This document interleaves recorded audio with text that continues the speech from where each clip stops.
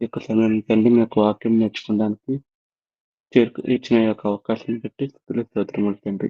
ప్రేమ కలిగిన మా దేవ, ఆసక్తిగా తండ్రి వాక్యం నేర్చుకోవడానికి కూడిన ప్రతి ఒక్క బిడ్డను దీవించి ఆశీర్వదించండి తండ్రి. మాకు వాక్యాన్ని వివరిస్తున్న సహోదరులను కూడా మీకు జ్ఞానంతో నడిపించండి తండ్రి. మేము మంచిగా నేర్చుకున్న తండ్రి మీకు సాక్షాత్మే తండ్రి జీవించుకునే సహాయాన్ని మాకు మెండుగా అనుగ్రహించమని ఈ యొక్క కొడుకు ఆది నుండి అంతం వరకు ఈ చిత్తానుసారంగా నడిపించుకున్నాను. ఈ ప్రార్థన క్రీస్తు చేసినాం నడుచున్నాం తండ్రి. ఆమె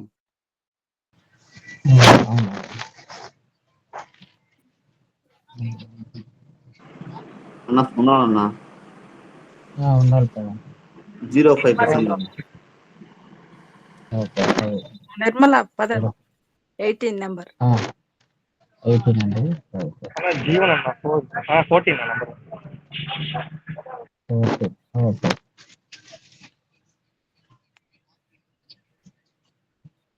ఇంకెవరైనా ఉంటే లాస్ట్ లో చెప్తారు, లేదంటే నేను లాస్ట్ లో స్క్రీన్ షాట్ తీసుకుంటాను. స్క్రీన్ షాట్ తీసుకొని అటెండెన్స్ వేసుకుంటాను. లాస్ట్ వీక్ ఏం నేర్చుకున్నారు గుర్తుందా? సాతాను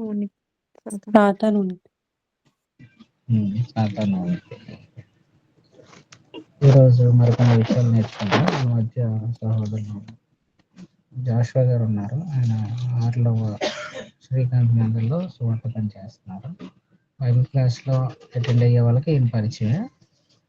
ఆయన ఈరోజు మానవుని గురించినటువంటి కొన్ని విషయాల్ని ఆయన ఈరోజు మనకి వివరిస్తారు. అసలు జాగ్రత్తగా విని డౌట్స్ ఏమంటే మీరు చేస్తారు, సమయం ఇస్తారు, అప్పుడు మీ యొక్క డౌట్స్ క్లారిఫై చేయడం జరుగుతుంది. సహోదరులు డాక్టర్ గారు క్లాస్ వివరించవలసిందిగా ఆయన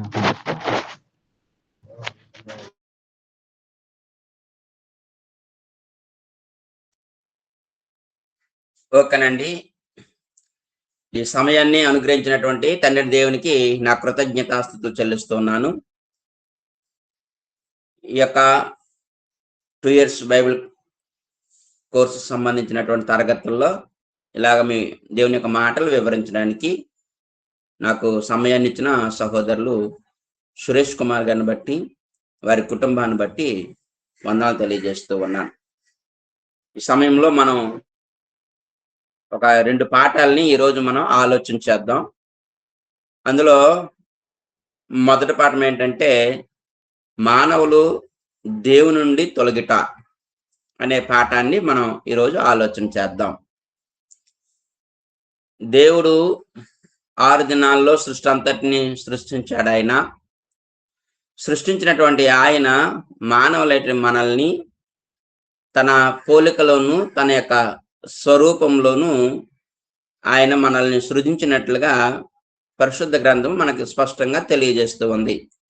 ఆదికాండము 1వ అధ్యాయము 26, 27 వచనాల్లో దేవుడు తన స్వరూపమందు తన పోలికన అని మాట్లాడాడు.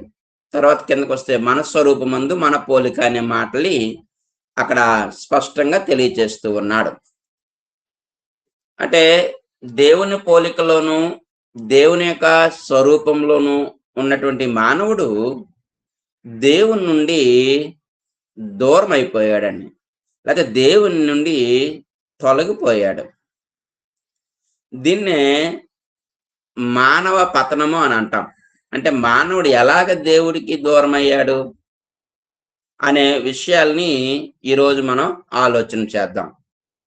అంటే వాస్తవానికి దేవుడు ఆయన ఎట్టువాడై ఉన్నాడో మనల్ని కూడా అట్టివాడుగా ఉండాలన్నటువంటిది ఆయన యొక్క సంకల్పం.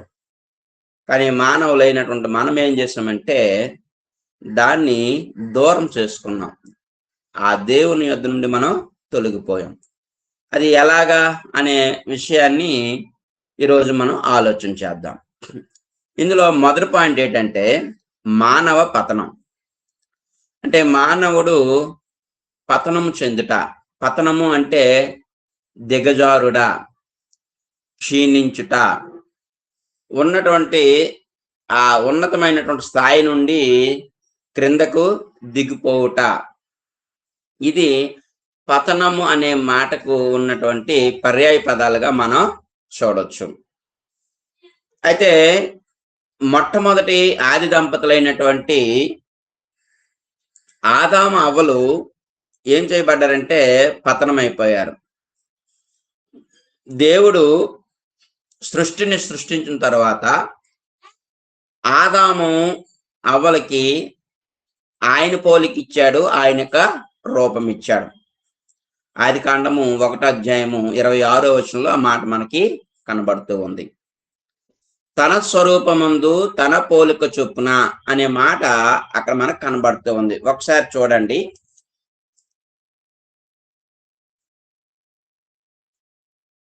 26వ వచనంలో దేవుడు మన స్వరూపమందు మన పోలిక చొప్పున నరులను చేయుదము. మన స్వరూపం అంటే ఇమేజ్, మన పోలిక అంటే లైక్నెస్. ఆయన యొక్క ఇమేజ్ ఇచ్చాడు, ఆయన యొక్క లైక్నెస్ ఇచ్చాడు. అంటే ఆయన పోలిక ఇచ్చాడు, ఆయన యొక్క రూపం ఇచ్చాడు. ఆయన పోలిక ఆయన రూపంలో ఉన్నటువంటి ఆది దంపతులైనటువంటి ఆదాము అవ్వలు వారు ఏదోని తోటలో ఎలా ఉండేవారంటే దోషారోపణ లేనటువంటి భయం లేనటువంటి జీవితాన్ని జీవించేవారు. దేవుడు ఆ ఏదోని తోటలో వారిని పెట్టాడు. ఏదోని తోటలో పెట్టినటువంటి ఆ ఆదాము అవ్వలు ఎలా ఉన్నారంటే దోషారోపణ లేనటువంటి జీవితాన్ని జీవించేవారు. ఇంకెలాగున్నారంటే భయం లేనటువంటి జీవితాన్ని వారు జీవించారు. అంటే అలాంటి పరిస్థితుల్లో ఎవరున్నారంటే ఆదాము అవ్వలున్నారు. అదే కాకుండా దేవుడు వారితో సహవాసం చేస్తూ ఉండేవాడు. అంటే మానవుల యొక్క ఉన్నతమైనటువంటి స్థితి ఎలాగుండేదంటే ఆదాము అవ్వలు పతనము కాకముందు దేవుని పోలిక పొందినటువంటి వారు, దేవుని యొక్క స్వరూపము కలిగినటువంటి వారు, దోషారోపణ జీవితము, భయం లేనటువంటి జీవితము, దేవునితో సహవాసం చేసినటువంటి జీవితాన్ని వారు జీవించటం అనేది మనం చూస్తూ ఉన్నాం. అలాగా చక్కగా బ్రతుకుతున్నటువంటి కుటుంబానికి, ఆనందంగా బ్రతుకుతూ ఉన్నటువంటి కుటుంబానికి, ఆహ్లాదకరమైనటువంటి వాతావరణంలో నివాసం చేస్తున్నటువంటి ఆ కుటుంబానికి, అలాగే ఆ కుటుంబాన్ని సాతానుడు వారిని ఏం చేశారంటే శోధించాడు. అది రెండో పాయింట్. సాతానుడు ఆదాము అవ్వలను శోధించాడు. ఆది కాండము 3వ అధ్యాయంలో ఆ విషయాలు మనకు కనబడతాయి. 3వ అధ్యాయంలో అప్పుడు 4 నుండి 8 వచనాలను మనం ఆలోచన చేస్తే ఇక్కడ ఈ 4 నుండి 8 వచనాల్లో సాతానుడు ఆదాము అవ్వలను ఏ రకంగా శోధించాడంటే 3 వెపన్స్ ని ఉపయోగించి సాతానుడు వారిని శోధించాడు. సాతాన్ అనే పాఠాన్ని మీరు ఆలోచన చేసినప్పుడు దేవుని చేత సృష్టించబడినటువంటి వ్యక్తి,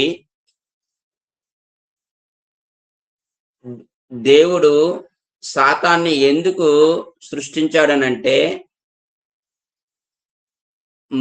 మనము పాపం చేయకుండా మనం ఎలాగ బ్రతుకుతాము అని టెస్ట్ చేయడానికి దేవుడు సాతాన్ని సృష్టించాడు. ఇప్పుడు పరీక్ష అనేది లేకపోతే మనలో క్వాలిటీ ఎంత ఉందో క్వాంటిటీ ఎంత ఉందనేది తెలీదు. మన పిల్లలకి పరీక్షలు అనేవి ఉంటాయి. యూనిట్లని, క్వార్టర్ ఇయర్లని, హాఫ్ ఇయర్లని, యాన్యుయర్లని ఇలాగా. ఇప్పుడు ఆ పరీక్షలు లేవనుకోండి గుడ్డెద్దు చేనులో పడినట్టుగా ఉంటాయి. అలాగే మానవులైనటువంటి మనకి ఈ పరీక్షలు అనేవి లేకపోతే మన యొక్క క్వాలిటీ ఏమిటో మన యొక్క క్వాంటిటీ ఏంటనేది మనకు తెలియదు. క్వాలిటీ క్వాంటిటీ ఎలాగ ఉంటుంది అని మనకు తెలియాలంటే సాతానుడు ఏం చేయాలంటే మనల్ని శోధిస్తూ ఉండాలి. సాతానుడు మనల్ని శోధిస్తూ ఉన్నప్పుడు ఆ శోధనలు 3 రకాలైనటువంటి వెపన్స్ తో ఉపయోగిస్తాడు. ఒకసారి 6వ వచనాన్ని చదువుకుందాం.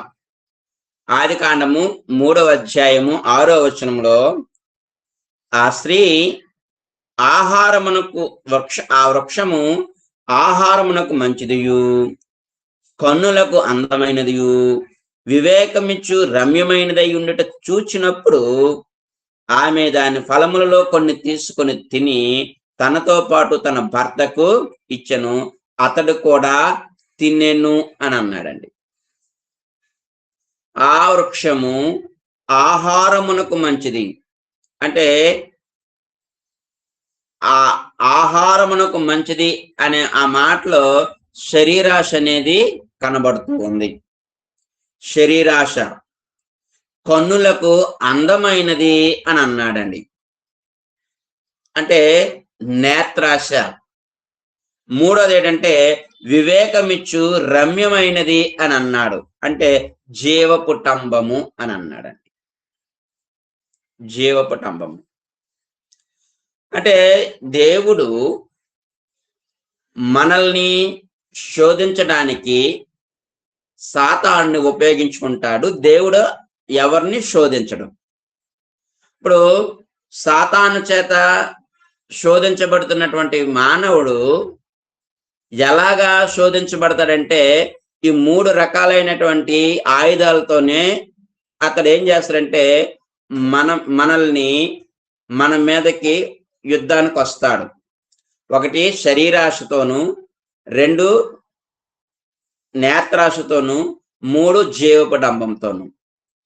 ఇవి దేవుని వలన పుట్టినటువంటివి కావు అనే విషయాన్ని మనం గ్రహించాలి. ఒకసారి యోహాన్ రాసినటువంటి మొదటి పత్రిక, ఒకవేళ ఎవరైనా చదివితే చదవండి సిద్ధంగా ఉంటే. యోహాను రాసినటువంటి మొదటి పత్రిక 2వ అధ్యాయము 15వ వచనంలో అక్కడ ఉన్నటువంటి సంగతి ఏంటంటే,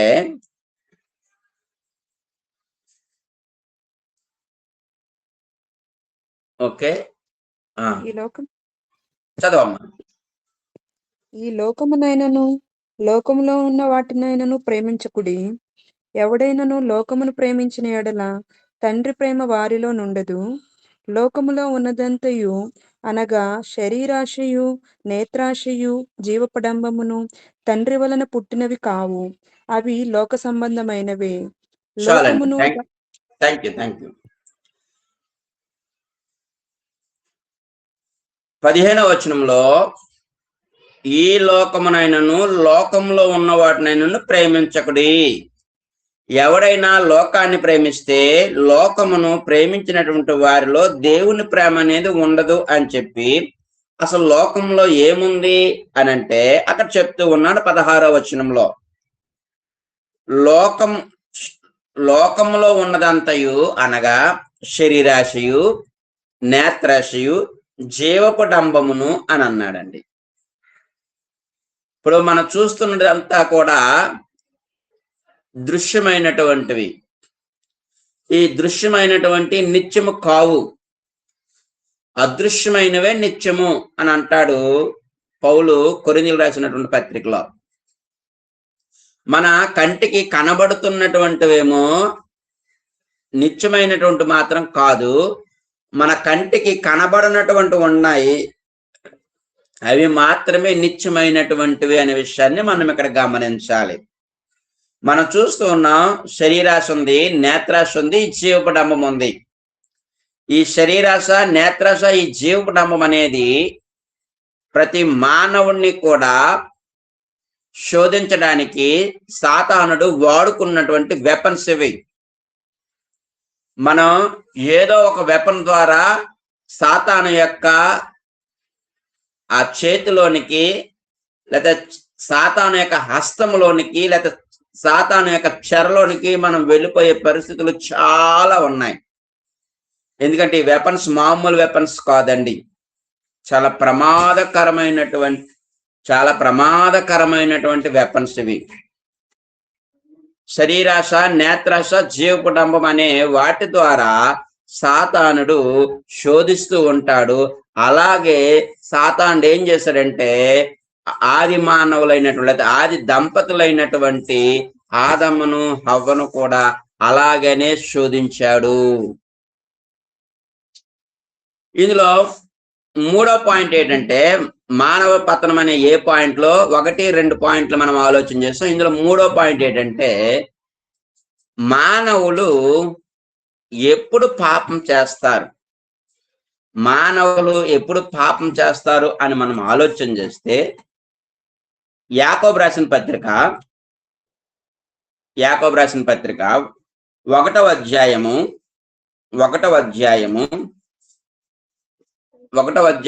13 నుండి 15 వచనాలని ఒకసారి మనం ఆలోచన చేద్దాం. ఎవరైనా తీస్తే చదవండి. దేవుడు కీడి విషయమై శోధింపడు, ఆయన ఎవరిని శోధింపడు గనుక ఎవడైనను శోధింపబడినప్పుడు నేను దేవుని చేత శోధింపబడుచున్నానని అనకూడదు. ప్రతివాడు తన స్వకీయమైన దురాశ చేత ఏడ్వబడి మరులు కొల్పబడిన వాడై శోధింపబడును. దురాశ గర్భం చదవనాక చదవండి అమ్మా. దురాశ గర్భమును ధరించి పాపమును కనగా పాపము పరిపక్వమై మరణమును కనును. నా ప్రియ సహోదరులారా, ఓకే చాలమ్మా. 13వ వచనం నుండి 15వ వచనం వరకు మానవులైనటువంటి మనము పాపము ఎప్పుడు చేస్తాము అనే విషయాన్ని అక్కడ స్పష్టంగా తెలియజేస్తూ ఉన్నాడు. అంటే మనలో ఏదుంటే మనం పాపం చేస్తాము అని అంటే అక్కడ దురాశ అని అన్నాడండి. ఆశ అనేది ఉంటది. మానవుడు ఆశాజీవి అని సంగతి మనకందరికీ తెలిసిందే. కానీ దురాశ, అందుకే పెద్దలు అంటారు దురాశ దుఃఖానికి చేటు అని అంటారు. మనము ఆశాజీవం కాబట్టి ఆశతో బ్రతకడం తప్పేం కాదు. అదే మనము దురాశ కలిగి ఉంటే ఆ దురాశ ఏం చేస్తుందంటే మనల్ని పాపంలోనికి నడిపిస్తూ ఉంది. మనలో ఉన్నటువంటి ఈ దురాశకి సాతానుడు ఏం చేస్తాడంటే శోధిస్తాడు. ఎప్పుడైతే మనలో ఉన్నటువంటి దురాశను బట్టి సాతానుడు మనల్ని శోధిస్తాడో ఆ శోధించినప్పుడు మనము పాపం చేసే అవకాశం అనేది ఖచ్చితంగా ఉంది. అంటే ఇక్కడ ఒక ఇద్దరు వ్యక్తుల యొక్క ప్రమేయం అనేది ఉంటుంది. ఒకటి మనిషి యొక్క ప్రమేయం ఉంటుంది, 2 సాతానుడి యొక్క ప్రమేయం అనేది ఉంటుంది. అంటే మానవుని యొక్క హృదయంలో లేకపోతే మానవుడిలో ఉన్నటువంటి దురాశని క్యాచ్ చేసుకొని సాతానుడు ఏం చేస్తాడంటే శోధిస్తాడు. అంటే ఆ మనిషిలో ఉన్నటువంటి దురాశను బట్టి సాతానుడు శోధించినప్పుడు అప్పుడు ఈ 2 కలిసినప్పుడు జరిగేది ఏమిటయ్యానంటే పాపం అనేది జరుగుతుంది. ఇప్పుడు ఉదాహరణకి నేను ఉన్నానండి, నాకు ఇప్పుడు అర్జెంటుగా డబ్బులు అవసరమై ఉంది బాగాను. అప్పుడు ఎవరో ఒక బ్రదర్ వచ్చి, బ్రదరు మీకు చాలా అర్జెంటుగా డబ్బులు అవసరం ఉన్నట్టుంది, ఏమీ లేదండి మీరు ఇలాగొచ్చి ఈ మాట అంటే చాలండి, ఇలాగ మీరు అక్కడ మాట్లాడితే చాలండి, మీకు ఇంత ఇస్తానండి అని చెప్పాడండి. అప్పుడు నాలో ఉన్నటువంటి దురాశ నిజమే కదా, నా అవసరం తీరాలంటే ఏముందిలే ఒక మాటే కదా అని అన్నటువంటి ఈ దురాశ ఏం చేస్తుందంటే నా చేత పాపం అనేది చేయిస్తుంది. కానీ వాస్తవానికి ఏమంటాం, అదిగోండి అటు చెప్పమన్నాడండి నేను చెప్పానండి అని మనం అనుకుంటాం. అది వాస్తవం కాదు. అది మనం పాపం చేసినప్పుడు మన ఇష్ట ప్రకారంగానే మనం చేస్తాం. అది ఎవరు ప్రమేయంతో మనం చెయ్యం. మన ఇష్టపడితేనే మనం చేస్తాం, లేకపోతే చెయ్యం. ఇక్కడ మనలో ఉన్నటువంటి దురాశ మనల్ని ఏం చేస్తుందంటే పాపం చేసేటట్లుగా సాతాను చేత ప్రేరేపింపబడతాం. డైరెక్ట్ గా సాతాను వచ్చి మనల్ని ఎవరిని ప్రేరేపించడు. సాతాను కూడా రూపం లేనటువంటి వ్యక్తి అయినా, ఆయన కంటికి కనిపించినటువంటి వ్యక్తి అయినా, కాబట్టి మన కుటుంబ సభ్యుల్లో భార్యనో భర్తనో పిల్లలను అన్నదమ్ముల్లో అక్క చెల్లెల్లో ఎవరినో ఒకరిని ఉపయోగించుకుని మనల్ని టెంప్ట్ చేసి మన చేత పాపము చేయించేటట్లుగా ప్రేరేపిస్తూ ఉంటాడు. కాబట్టి సాతాను ఏదో వ్యక్తి కాదు. యేసుప్రభువు వారు మాట్లాడుతూ ఉన్నటువంటి సమయంలో నేను సంఘాన్ని కడతాను అని చెప్పినటువంటి సమయం తరువాత ఇదిగో నేను శ్రమల పాలవుతాను, 3వ దినమున తిరిగి మరలా నేను లేస్తానని మత్తయి సువార్త 16వ అధ్యాయంలో చెప్తున్నటువంటి సందర్భంలో పేతురు అంటాడు, ప్రభువా ఇది నీకు దూరం అవునుగాక అని అన్నాడండి. అప్పుడు పేతురు అలాగనగానే యేసుప్రభువు వారు ఏమన్నారో తెలుసండి, ఒకసారి చూడండి. మత్తయి సువార్త 16వ అధ్యాయము 16 నుండి ఒక్క నిమిషం.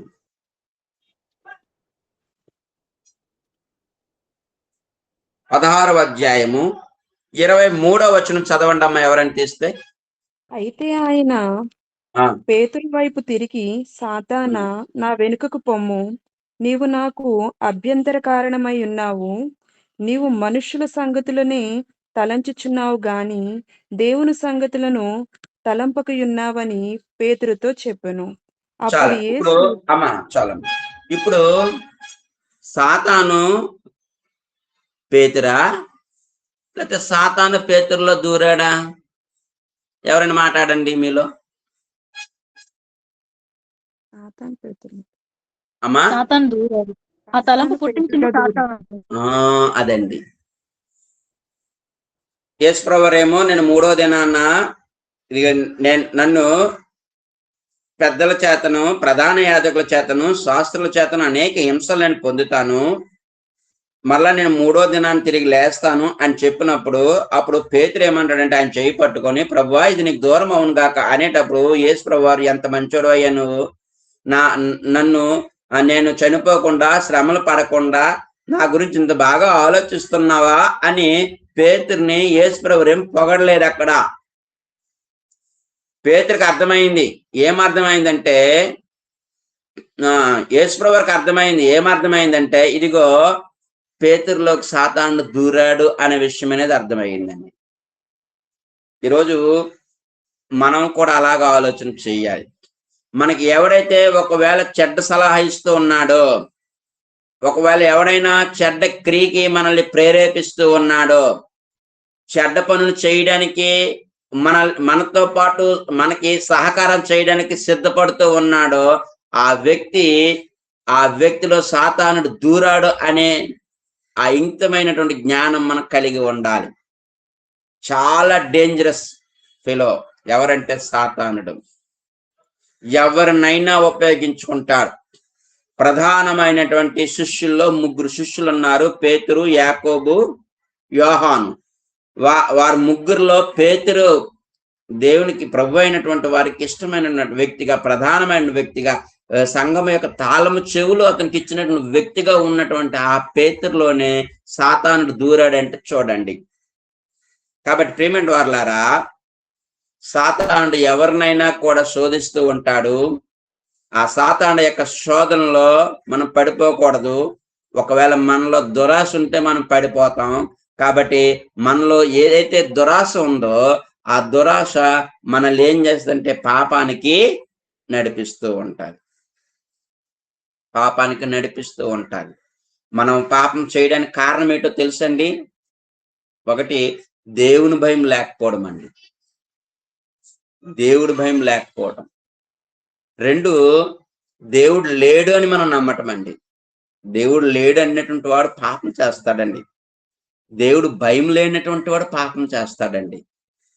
మనలో దురాశ ఉంటే మనం పాపం చేస్తామండి. మనలో దురాశ ఉంటే మనం పాపం చేస్తాం. మనలో మనం మనస్సాక్షి చచ్చిపోతే మనం పాపం చేస్తాం. కాబట్టి ప్రేమంటే వర్లారా, మనుషులు అయినటువంటి మనము పాపము ఎప్పుడు చేస్తామంటే అది ఒక కారణం ఏంటంటే దురాశ. ఈ దురాశ తల్లి లాంటిదండి. పాపాలకి తల్లి ఏదైనా ఉందంటే దురాశే. ప్రతి పాపము దురాశలో నుండి వచ్చిందే. మనలో దురాశ ఉంటే ఆ దురాశలో నుండే వచ్చినటువంటిదే పాపాలు ఇవన్నీ కూడా. కాబట్టి ఇక్కడ స్పష్టంగా తెలియజేస్తూ ఉన్నాడు, మనిషిలో దురాశ ఉంటే ఆ దురాశకి సాతానుడు శోధిస్తాడు. ఆ సాతానుడు శోధించడం బట్టి కలిగే ప్రయోజనం అయితే అదే ఫలితమే పాపము. ఆ పాపం వల్ల వచ్చేదే మరణము అని అన్నాడు యాకోబు రాసిన పత్రికలో. చూస్తారండి, దురాశ గర్భము ధరించి పాపమును కనగా పాపము పరిపక్వమై మరణమును కొనును అని అన్నాడండి. అంటే ఏ మరణము అంటే ఆత్మీయ మరణము. ఆత్మీయ మరణం. అయితే దేవుడు కీడు విషయమే శోధించడు గాని మంచి విషయం మాత్రం శోధిస్తాడు. ఆదికాండం 22 అధ్యాయంలో దేవుడు అబ్రహామును పరిశోధించెను అని అన్నాడండి. 22 అధ్యాయం 1వ వచనంలో అన్నాడు, ఆ దేవుడు అబ్రహామును పరిశోధించెను. టెస్ట్ చేస్తాడు ఆయన. మంచి విషయంలో టెస్ట్ చేస్తాడు ఆయన, చెడ్డ విషయంలో ఆయన టెస్ట్ చేయడం. ఒకవేళ చెడ్డ విషయంలో టెస్ట్ చేస్తున్నాడు అని అంటే ఎవరంటే అది సాతానుడే. దేవుడు సాతానికి అవకాశం ఇచ్చాడు కాబట్టి ఆ సాతాను ఏం చేస్తాడంటే మనల్ని ఆ టెస్టుల్లో మనం ఫెయిల్ అయిపోతున్నామా సక్సెస్ అవుతున్నామా అనే విషయాన్ని స్పష్టంగా తెలుసుకుంటాడు. కాబట్టి మనలో దురాశ అనేది ఉండకూడదు ప్రియులారా. మనం ఆశతో బ్రతుకుదాం, ఎందుకంటే మనం మానవులం కదా, ఆశపడదాం, తప్పేం లేదు. కానీ ఆ దురాశ మాత్రం మనకి ఉండకూడదు. ఒకవేళ ఆ దురాశ ఉంటే మనకి కలిగిన నష్టం ఏంటంటే పాపము చేస్తాము. ఆ పాపం వల్ల మరణాన్ని మనమే తెచ్చుకుంటాం, కొనుక్కుంటాం, సంపాదించుకుంటాం. అయితే ఇందులో నాలుగో పాయింట్ ఏంటంటే ఆది దంపతులైనటువంటి వారేమో దేవునితో సహవాసము కలిగి దోషారోపణ లేని జీవితమును, భయం లేనటువంటి జీవితంతో వారు బ్రతుకుతూ ఉన్నటువంటి తరుణంలో సాతానుడు ఏం చేశాడంటే వారిని శరీరాశ, నేత్రాశ, జీవపడంబం అన్నటువంటి ఆయుధాలతో వారిని శోధించి వారిని ఏం చేశారంటే పాపము చేసేటట్లుగా ప్రేరేపించేశాడు. ఇప్పుడు ఆలే కాకుండా మానవులైనటువంటి మనల్ని కూడా ఈ మనలో ఉన్నటువంటి దురాశ చేత మనము ఏం చేయబడ్డామంటే పాపం చేసేవారుగా ఇదైపోయాం. ఇప్పుడు దేవుడు అందరినీ శోధిస్తూ అపవాది అందరినీ శోధిస్తూ ఉంటాడు. అందులో మన రక్షకుడైనటువంటి యేసు ప్రభు వారిని కూడా ఇది సాతానుడు శోధించాడు. ఒకసారి మత్తయి సువార్త 4వ అధ్యాయంలోకి వస్తే, ఈ మత్తయి సువార్త 4వ అధ్యాయంలో అక్కడ ఒక కీలకమైనటువంటి సంగతిని మనం ఆలోచన చేద్దాం.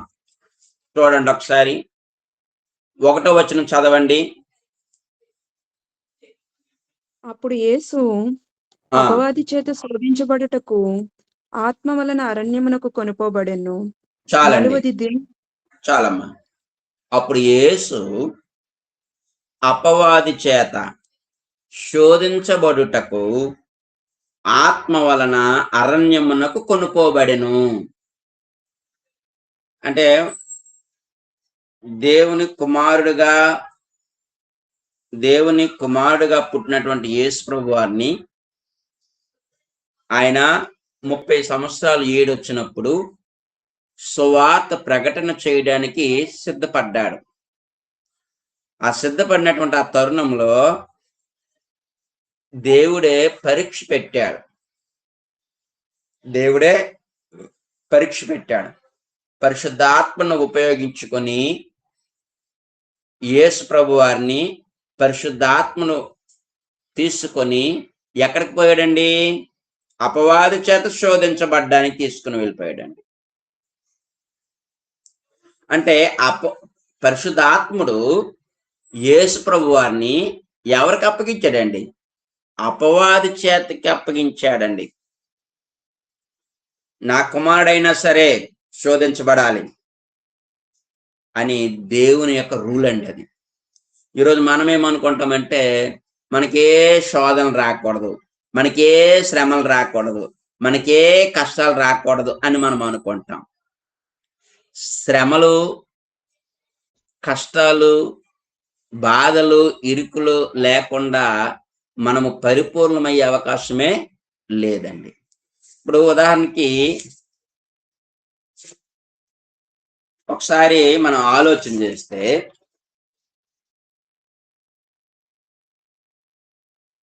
ఇక్కడ ఒక పేపర్ ఉంది నా చేతిలో. అది చూడండి, ఇలా పట్టుకుంటే ఏమవుతుందంటే స్ట్రైట్గా నిలబడటం లేదండి. ఇదిగోండి, ఇలా పట్టుకుంటే స్ట్రైట్గా నిలబడటం లేదు, వంగిపోతుంది. దాన్ని ఇదిగోండి ఇలా నులకలు చుట్టాను. అప్పుడు దాన్ని మరలా ఇలాగా లెవెల్ చేశాను. ఈ లెవెల్ చేసిన తర్వాత ఇగోండి ఈ చివరిని పట్టుకున్నాం, నిలబడ్డా లేదు చూడండి ఒకసారి. అంటే ముందేమో ముందేమో ఇలా పట్టుకునేటప్పుడేమో ఇలాగా వంగిపోయింది. కానీ ఈ పేపర్ని నులకలు చుట్టినప్పుడు అదేమైందంటే లెవెల్గా ఉంది. చూడండి, నిలబడ్డది, స్ట్రాంగ్ గా ఉంది. అంటే దీని అర్థం ఏంటి తెలుసా అండి? పేపర్గా ఉండేటప్పుడు పడిపోయే ప్రమాదం ఉంది, ఇదైపోయే ప్రమాదం ఉంది. కానీ ఆ పేపర్కి ఆ నులకలు చుట్టడం వల్ల, లేకపోతే దాన్ని దగ్గరగా ఇచ్చేయడం వల్ల అది బలం పొందుకొని నిలబడ్డాదండి. అదండి తేడా. ఈరోజు క్రైస్తవ జీవితమైన మనకి శ్రమలనేవి కూడా అలాంటివే. శ్రమలు అందరికీ వస్తాయి. యేసు ప్రభు వారికి కూడా శ్రమలు వచ్చాయి. యేసు ప్రభు వారిని సాతానుడి చేత శోధించబడడానికి పరిశుద్ధాత్మను అప్పగించాడు. అయితే ఆయనకి మనకి తేడా ఏంటంటే, ప్రభు అయినటువంటి యేసుక్రీస్తు వారిలో దురాశ లేదు. ఆదాముకి యేసు ప్రభు వారికి తేడా ఏంటంటే, ఆదాములో దురాశ ఉంది, అంతే. ఆదాము అవ్వలో దురాశ ఉండి వారు శోధించబడ్డారు. అదే దేవుని కుమారుడు అంటే యేసుక్రీస్తు ప్రభు వారు కూడా శోధించబడ్డాడు, కానీ ఆయనలో దురాశ అనేది ఏమీ కూడా లేదు. కాబట్టి ఇక్కడ మనం గమనించవలసింది ఏంటంటే, శోధనలు అనేవి వస్తూ ఉంటాయి, శ్రమలు అనేవి వస్తూ ఉంటాయి. అది ఏదో రకంగా వస్తూ ఉంటాయి. మనము నిలబడాలి. ఆ శ్రమల్ని, ఆ కష్టాల్ని, ఆ బాధల్ని తట్టుకొని మనం నిలబడాలి. యేసు ప్రభు వారు కూడా నిలబడ్డారండి. ఆయన రిక్తుడిగా వచ్చాడు. ఏ అధికారాలతో రాలేదు, ఏ దీంతో రాలేదు. సశరీరుడిగా, రిక్తుడిగా తన్ను తాను తగ్గించుకొని భూమి మీదకి వచ్చాడు. ఆయన ఎన్నో శ్రమలు పడ్డాడు. ఆ శ్రమలన్నిటిలో కూడా నీకు నాకు మాదిరి చూపించాడు. అంటే ఇక్కడ మన పాయింట్ ఏంటంటే, సాతాను కూడా యేసు ప్రభు వారిని శోధించాడు, కానీ యేసు ప్రభు వారు మాత్రం విజయం సాధించారు. ఎందుకు విజయం సాధించారంటే, ఆయనలో దురాశ లేదు కాబట్టి. ఇది మొదటి పాయింట్ లో ఉన్నటువంటి సంగతులు. ఇప్పుడు రెండో పాయింట్ లో బి పాయింట్ ఏంటంటే, పాపము యొక్క పర్యవసానము. ఈ పాపము యొక్క పర్యవసానంలో ఒక 3 సంగతులు మనం ఆలోచన చేద్దాం. స్థితి ఏంటో చూద్దాం, పాపము చేయకముందు పరిస్థితి ఏంటో చూద్దాం, పాపము చేసిన తర్వాత పరిస్థితి ఏంటో చూద్దాం. అంటే ఆదాము అవ్వల గురించే వారి స్థితి ఎలాగుండేది, పాపం చేయకముందు ఎలాగున్నారు, పాపం చేసిన తర్వాత ఎలాగున్నారు అనే విషయాన్ని మనం బి పాయింట్ లో ఆ విషయాన్ని మనం ఆలోచన చేద్దాం. ఇప్పుడు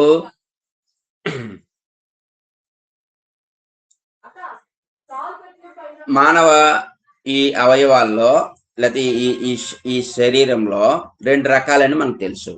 ఒకటి శరీరము, 2 ఆత్మ అనే విషయం అనేది మనకి అవగాహన ఉంది.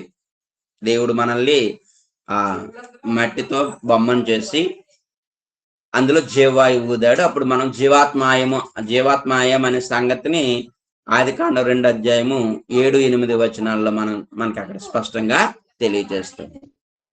ఇప్పుడు ఇక్కడ శరీరం గురించి మనం ఆలోచన చేస్తే ఈ శరీరానికి పాపము చెయ్యకముందేమో శ్రమలు గట్ట లేవు. ఎవరికి? ఆదాం. శ్రమ లేదు. పాపం చేసిన తర్వాత ఏమైందండి? శ్రమలు వచ్చాయి. ఒకసారి ఆదికాండము 3వ అధ్యాయము 17వ వచనం చదవండి. ఆయన ఆదాముతో నీవు నీ భార్య మాట విని తినవద్దని నేను నీకు ఆజ్ఞాపించిన వృక్షఫలములు తింటివి గనుక నీ నిమిత్తము నేల శపింపబడి ఉన్నది. ప్రయాసముతోనే నీవు బ్రతుకు దినములన్నీయు దాని పంట తిందువు. అది ముండ్ల తుప్పలను చాలుతుంది. ప్రయాసముతోనే నీవు బ్రతుకు దినములన్నీయు దాని పంట తిందువు అని అన్నాడు. అంటే ఆదాము ఏదోను తోటలో ఉండేటప్పుడు ఆ ఏదోను తోటలో కాయడానికి ఇంకేమన్నాడంటే సేద్యం చేయటానికి దేవుడు ఆ తోటలో ఉంచాడు. ఎప్పుడైతే పాపం చేశాడో ఈ పాపం చేసినప్పుడు ఈ వ్యక్తికి ప్రయాసం అనేది ఒకటి యాడ్ అయ్యిందండి. ప్రయాసముతోనే నీవు నీ బ్రతుకు దినములన్నీ దాని పంట తిందువు అని అన్నాడండి. ఒకసారి యోబు గ్రంథము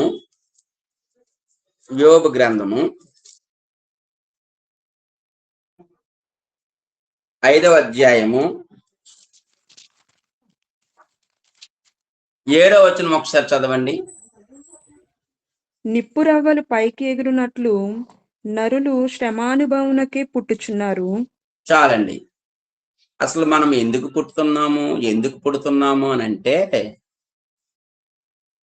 నిప్పురవ్వలు ఎలాగైతే ఎగురుతున్నాయో నరులైనటువంటి మనము శ్రమలు అనుభవించడానికే మనం పుడుతున్నాము అని అన్నాడండి.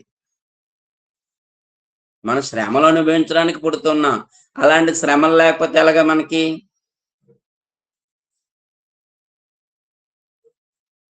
పాపము చేసిన తర్వాత శ్రమలు అనేవి మనకి అధికమవుతున్నాయి. పాపం చేసిన తర్వాత శ్రమలు ఏమవుతున్నాయంటే అధికమవుతూ ఉన్నాయి. ఇప్పుడు ఆదాము అవ్వలు పాపము చేయకముందు ఏదైనా తోటలో ఆనందంగా హాయిగా వాళ్ళు ఏం చేస్తూ ఉండేవారంటే సంతోషంగా బ్రతుకుతూ ఉన్నటువంటి పరిస్థితి. ఎప్పుడైతే పాపం చేశాడో ఆ పాపం చేసిన తర్వాత ఏమైందంటే శ్రమలు అనేవి ప్రారంభమయ్యాయి. ప్రయాసం అనేది ప్రారంభమయ్యింది. అంటే చూడండి ఆ స్థితి ఎలాగుందో, పాపం చేయకముందు స్థితి ఎలాగుందో, పాపం చేసిన తర్వాత స్థితి ఎలాగుందో. రెండోది ఏంటంటే మానసికమైనటువంటి స్థితి.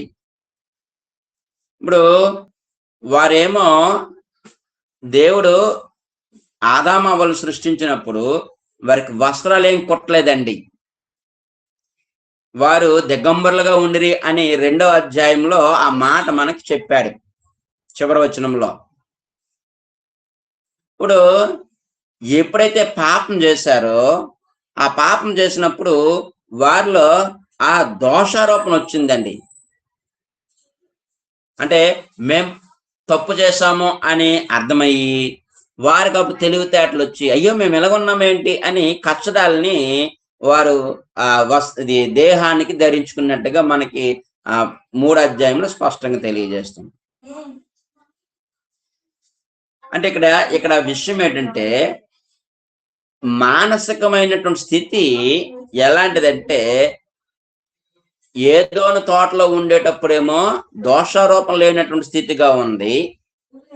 ఎప్పుడైతే పాపం చేశారో ఆ పాపం చేసిన తర్వాత ఎలాగైందంటే దోషారోపణతో బ్రతుకున్నట్లుగా మనకి కనబడుతూ ఉంది. అంటే ఆ తేడాన్ని మనం గమనిస్తూ ఉన్నాం. పాపం చేయకముందు ఆదాము అవ్వలు ఎలాగున్నారో పాపం చేసిన తర్వాత వారు ఎలాగున్నారు. అంటే పాపము యొక్క పర్యవసానం ఎలాగుందనే విషయాన్ని మనం ఇక్కడ చూస్తూ ఉన్నాం. అప్పుడేమో శ్రమలు లేవు, అప్పుడేమో దోషారోపణ లేదు. పాపం చేసిన తర్వాత ఏమో శ్రమల్ని వారు తెచ్చుకున్నారు. పాపం చేసిన తర్వాత వారు దోషారోపణని పొందారు. అయ్యో మేము తప్పు చేశామని ఆ ఫీలింగ్ అనేది అప్పటి నుండే పుట్టింది. ఆదికాండము 3వ అధ్యాయము 9, 10 వచనాల్లో మనకి ఆ విషయాలు మనకు కనబడుతూ ఉన్నాయి. చూడండి ఒకసారి. దేవుడైన యెహోవా ఆదామును పిలిచి నీవు ఎక్కడ ఉన్నావనెను. అందుకు అతడు నేను తోటలో నీ స్వరము విన్నప్పుడు దిగంబరిగా నుంటిని గనుక భయపడి దాగుకుంటిని అని అన్నాడు. అంతవరకు తెలియలేదు మాకు బట్టలు లేవని. అప్పుడే తెలిసింది, ఎందుకంటే వారిలో దోషారోపణ అనేది వచ్చింది కాబట్టి ప్రియమైన వర్లారా, శరీరానికేమో శ్రమలు వచ్చాయి, మనసుకేమో దోషారోపణ కలిగింది. ఇప్పుడు ఆత్మీయ స్థితి ఎలాగుందనంటే దేవునితో ప్రతిరోజు మాట్లాడుతూ ఉన్నటువంటి ఈ ఆదాము అవ్వలు వారి తర్వాత దేవునితో కాంటాక్ట్స్ లేకుండా పోయారు. దేవునితో సహవాసం చేశారు. ఆదాము వచ్చి వారితో ఏం చేస్తూ ఉంటాడంటే మాట్లాడుతూ ఉండేవాడు. చల్లపూట ఆయనతో మాట్లాడుతున్నట్టుగా మనం చూస్తూ ఉన్నాం. 8వ వచనంలో చల్లపూట ఆదామును అతని భార్య యెహోవా తోటలో సంచరించుచున్న దేవుడని యెహోవా స్వరము విని అని అన్నాడండి. ప్రతిరోజు సాయంకాలము దేవుడు ఆదాము అవ్వలతో మాట్లాడుతూ ఉండేవాడు. అంటే ఆత్మీయ స్థితి ఎలాగున్నదంటే దేవునితో సహవాసము చేసినటువంటి పరిస్థితి ఉంది. అది ఎప్పుడైతే పాపం చేశారో ఆ పాపం చేసిన తర్వాత దేవుడు ఏం చేశాడంటే వారిని వెళ్ళగొట్టేశాడు. వారిని ఏం చేశారండి? వెళ్ళగొట్టేశాడు. 3వ అధ్యాయం 24వ వచనంలో చూడండి. అప్పుడు ఆయన ఆదామును వెళ్ళగొట్టి అని అన్నాడు.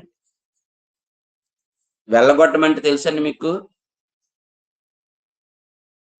పంపించడం వేరు, వెళ్ళగొట్టడం వేరు.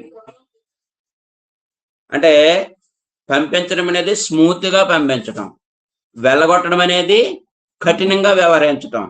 ఈ ఆదాము అవలు దేవుణ్ణి బతిమలాడుకున్నారేమో, నైనా మేము ఎక్కడ ఉంటాం నాయన, ఈ తోటలో ఉంటాం నాయన, అలాగనాయన ఇలాగనాయన అని చెప్పు ఉంటారేమో. కానీ దేవుడు వారిని వెళ్ళగొట్టెను అని అన్నాడండి. వెళ్ళగొట్టిన మాట కఠినంగా ఉంది.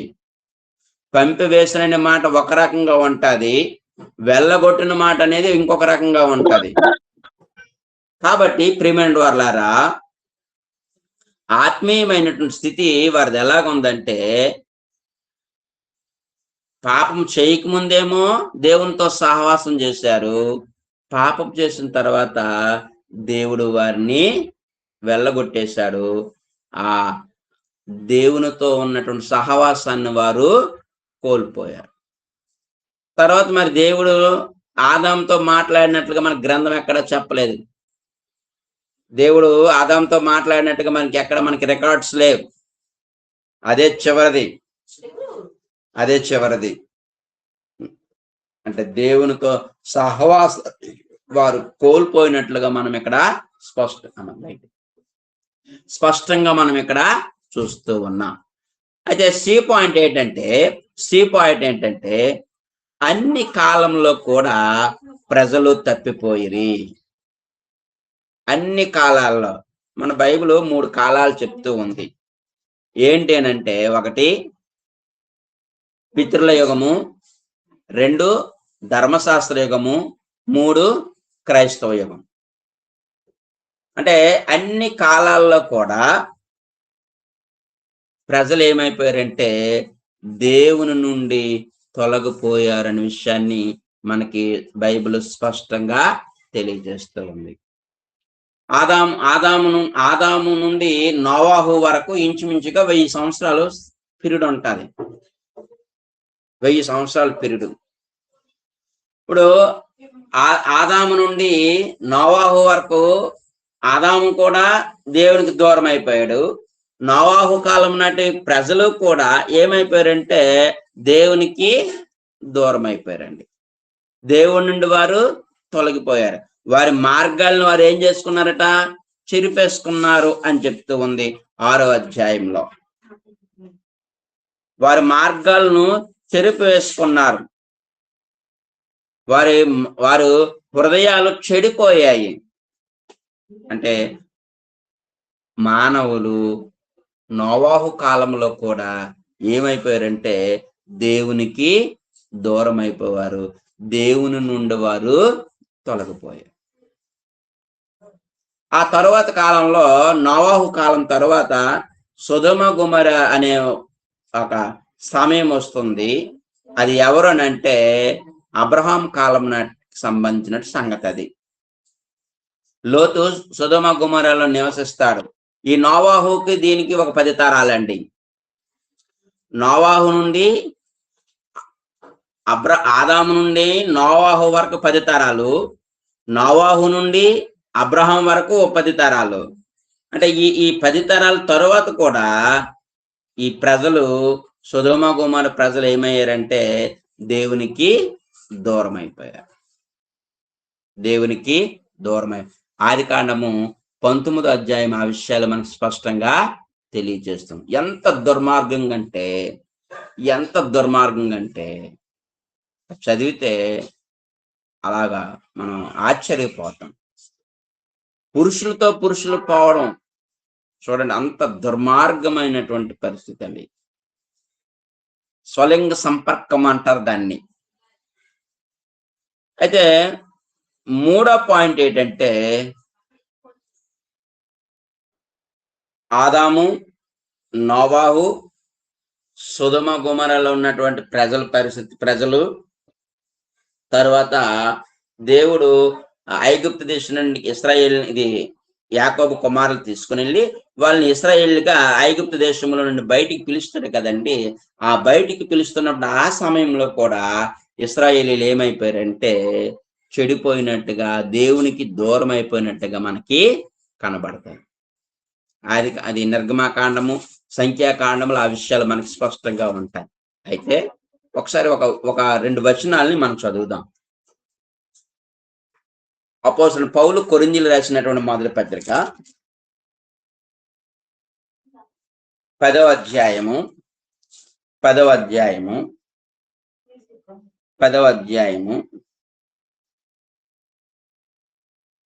8-10 వచనాలు ఒకసారి చదువుదాం.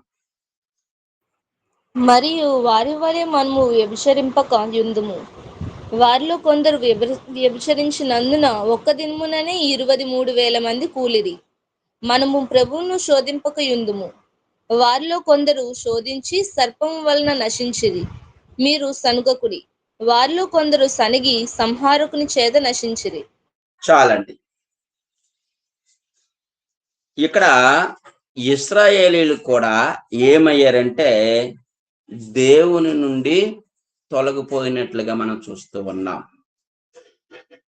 దేవుని నుండి తొలగిపోయారు. వారు ఏం చేశారటండి? పైన చెప్తే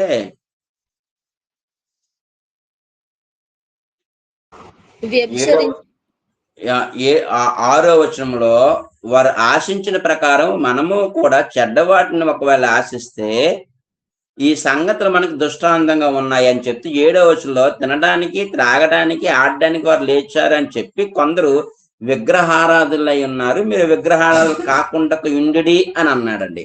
అంటే ఇశ్రాయేలీయులు విగ్రహారాధనతో ఉన్నారు అది చెప్పి, మరియు వాళ్ళు వ్యభిచారం చేసి ఒకే రోజున 23,000 మంది చనిపోయినట్టుగా ఉన్నది. ప్రభువును శోధించారు. శోధించి ఏం చేశారంటే సర్పము వలన వారు నశించిపోయారు. యేసు ప్రభు వారిని ఇంకేం చేశారంటే సనుగులు సనిగి చాలా మంది ఏమైపోయారంటే సంహారకుని చేత నశించబడ్డారు అని అన్నాడండి. అంటే దేవుని నుండి తొలగిపోయే కార్యక్రమం అనేది ఇప్పటి నుండి కాదండి, పూర్వం నుండి కూడా వస్తున్నటువంటి పరిస్థితులు. దాన్ని మానవ పతనము అని అంటాం. మనిషి ఏమవుతూ ఉన్నాడంటే ఇది దేవునికి దూరం అయిపోయి దిగజారుడు స్థితిలోకి వస్తూ ఉన్నాడు. ఉన్నతమైనటువంటి స్థితిలో దేవుడు మానవుడిని ఉంచితే ఇప్పుడు ఆ మానవుడు ఏం చేస్తూ ఉన్నాడంటే కింద స్థాయిలోకి వచ్చేస్తాడండి. ఇప్పుడు పంది ఉందనుకోండి, దాన్ని మనం బాగా శుభ్రం చేసి సింహాసనం మీద కూర్చుని పెడితే చివరికి ఏం చేస్తండి, ఆ బురదలోకి వచ్చే అది పడుకుంటాడు. దేవుడేమో ఆయన సంకల్పం ఏంటంటే వీళ్ళు నా రూపము నా పోలిక కాబట్టి వాళ్ళు నా పక్కనే ఉండాలి, వారు నాతోనే ఉండాలి అని ఆయన అంటూ ఉంటే, కానీ మనం ఏం చేస్తున్నామంటే ఆయనకి దూరమై తొలగిపోయి ఉన్నటువంటి పరిస్థితి వచ్చి ఆయన యొక్క పరిస్థితిలో నుండి మనం దూరం అయిపోయే పరిస్థితి వస్తూ ఉంది. అలాగా మనము దేవునికి ఎడమయ్యే పరిస్థితి కనబడుతూ ఉంది. మొదటి శతాబ్దంలో ఉన్నటువంటి వ్యక్తులు కూడా ఏమయ్యారంటే ఇలాగే దేవునికి దూరమైనట్టుగా మనకి కనబడుతూ ఉంది. అపోస్తలుడు పౌలు రోమా పత్రికలో ఆ విషయాలు మనకు తెలియజేస్తూ ఉన్నాడు. నేటి క్రైస్తవులు ఎలాగా ఆ దేవునికి దూరం అయ్యారో, అయితే మొదటి శతాబ్దంలో ఉన్నటువంటి క్రైస్తవులు ఎలాగ దేవునికి దూరం అయ్యారో ఆ విషయాలు అక్కడ మనకు స్పష్టంగా తెలియజేస్తూ ఉన్నాడు. కాబట్టి ప్రియమైన వారలారా, మానవులైనటువంటి మనము దేవుని నుండి ఎలా తొలగిపోయాము, లేకపోతే దేవుని నుండి తొలుగుట ఒకటి పతనము, మానవుడు ఎలాగ పతనమయ్యాడు అనే విషయాన్ని ఆదాము అవ్వల గురించి మనం ఆలోచిస్తూ, సాతాను గురించి ఆలోచిస్తూ, పాపము చేయటం బట్టి మనం ఎప్పుడు పాపం చేస్తామంటే మనలో ఉన్న దురాశ చేత మనం పాపం చేస్తామని చెప్తూ, యేసు ప్రభు వారిని కూడా సాతాను శోధించాడని చెప్తూ ఏ పాయింట్ గా మనం ఆలోచన చేసాం, అదే మానవ పతనము. రెండోది పాపం యొక్క పర్యవసానం ఏంటి అని మనం ఆలోచన చేస్తే, శరీరంతో ఉన్నప్పుడు శ్రమలు అనేవి లేవు. తర్వాత పాపం చేసిన తర్వాత శ్రమలు తెచ్చుకున్నాడు. మానసిక స్థితి బాగానే ఉండేది, దోషారోపణ స్థితిలో ఉండేవాడు. అయితే పాపం చేసిన తర్వాత దోషారోపణ అనేది కలిగి ఉన్నాడు. మూడోది ఆత్మీయ స్థితి ఎలాగుందంటే దేవునితో సహవాసము చేసే పరిస్థితిలో ఉండినటువంటి వ్యక్తి పాపం చేసిన తర్వాత దేవునితో సహవాసాన్ని కోల్పోయినటువంటి పరిస్థితిలోకి వెళ్ళిపోయాడు. అంటే ఇక్కడ ఉన్నటువంటి మానవుడు ఇలాగ ఏమైపోయాడంటే దిగజారిపోయాడు. అయితే ఈ కార్యక్రమం అనేది ఇప్పుడుతోనే అయిపోయింది కాదు, అన్ని కాలాల్లో కూడా మానవులు దేవుని నుండి తొలగిపోతున్నట్టుగా మనము చూస్తూ ఉన్నాం. ఇది మొదటి పాఠంగా మనము ఈరోజు ఆలోచించినటువంటి సంగతులు. ఇప్పుడు రెండో పాఠం ఏంటంటే మానవులు దేవుని నుండి తొలగిపోయే విధానం. అంటే విధానం ఏంటి అంటే ఎలాగ దేవుని నుండి వారు తొలగిపోయారు, ఇప్పుడున్నటువంటి జనరేషన్ ఎలాగ మనం దేవుని యొద్ద నుండి తొలగిపోయాము అనే సంగతులు మనం ఈరోజు ఆలోచన చేస్తున్నాం. ఇది రెండో పాఠం. అపోస్తలుడు పౌలు కొరింథీయులకు రాసినటువంటి మొదటి పత్రిక, అపోస్తలుడు పౌలు రోమీయులకు రాసినటువంటి పత్రికలో 1వ అధ్యాయము 18వ వచనం నుండి 32వ వచనం వరకు ఆ సంగతులు అనేవి మనకు కనబడతాయి. అంటే 18వ వచనం నుండి 32వ వచనం వరకు నేడు క్రైస్తవులైనటువంటి క్షమించండి, నేడు మానవులైనటువంటి వారు ఎలాగ తప్పిపోతున్నారో, ఆ తప్పిపోయే విధానం ఏమిటి, ఆ తప్పిపోయే పద్ధతి ఎలాగ ఉందా అనే విషయాన్ని ఇప్పుడు మనం ఆలోచిస్తూ ఉన్నాం. అయితే మనకి ఆ వచనాలన్నీ చదవడానికి సమయం ఉండదు కాబట్టి కొన్ని పాయింట్లుగా మనం ఆలోచించేద్దాం. ఒకటి, అందరూ కూడా రోమపత్రిక తీయండి. రోమపత్రిక 1వ అధ్యాయము 18వ వచనం ఒకసారి చదవండి. సత్యమును అడ్డగించుల యొక్క సమస్త భక్తిహీనత మీదను దుర్నీతి మీదను దేవుని కోపం పరలోకం నుండి బయలుపరచబడుచున్నది. చాలండి.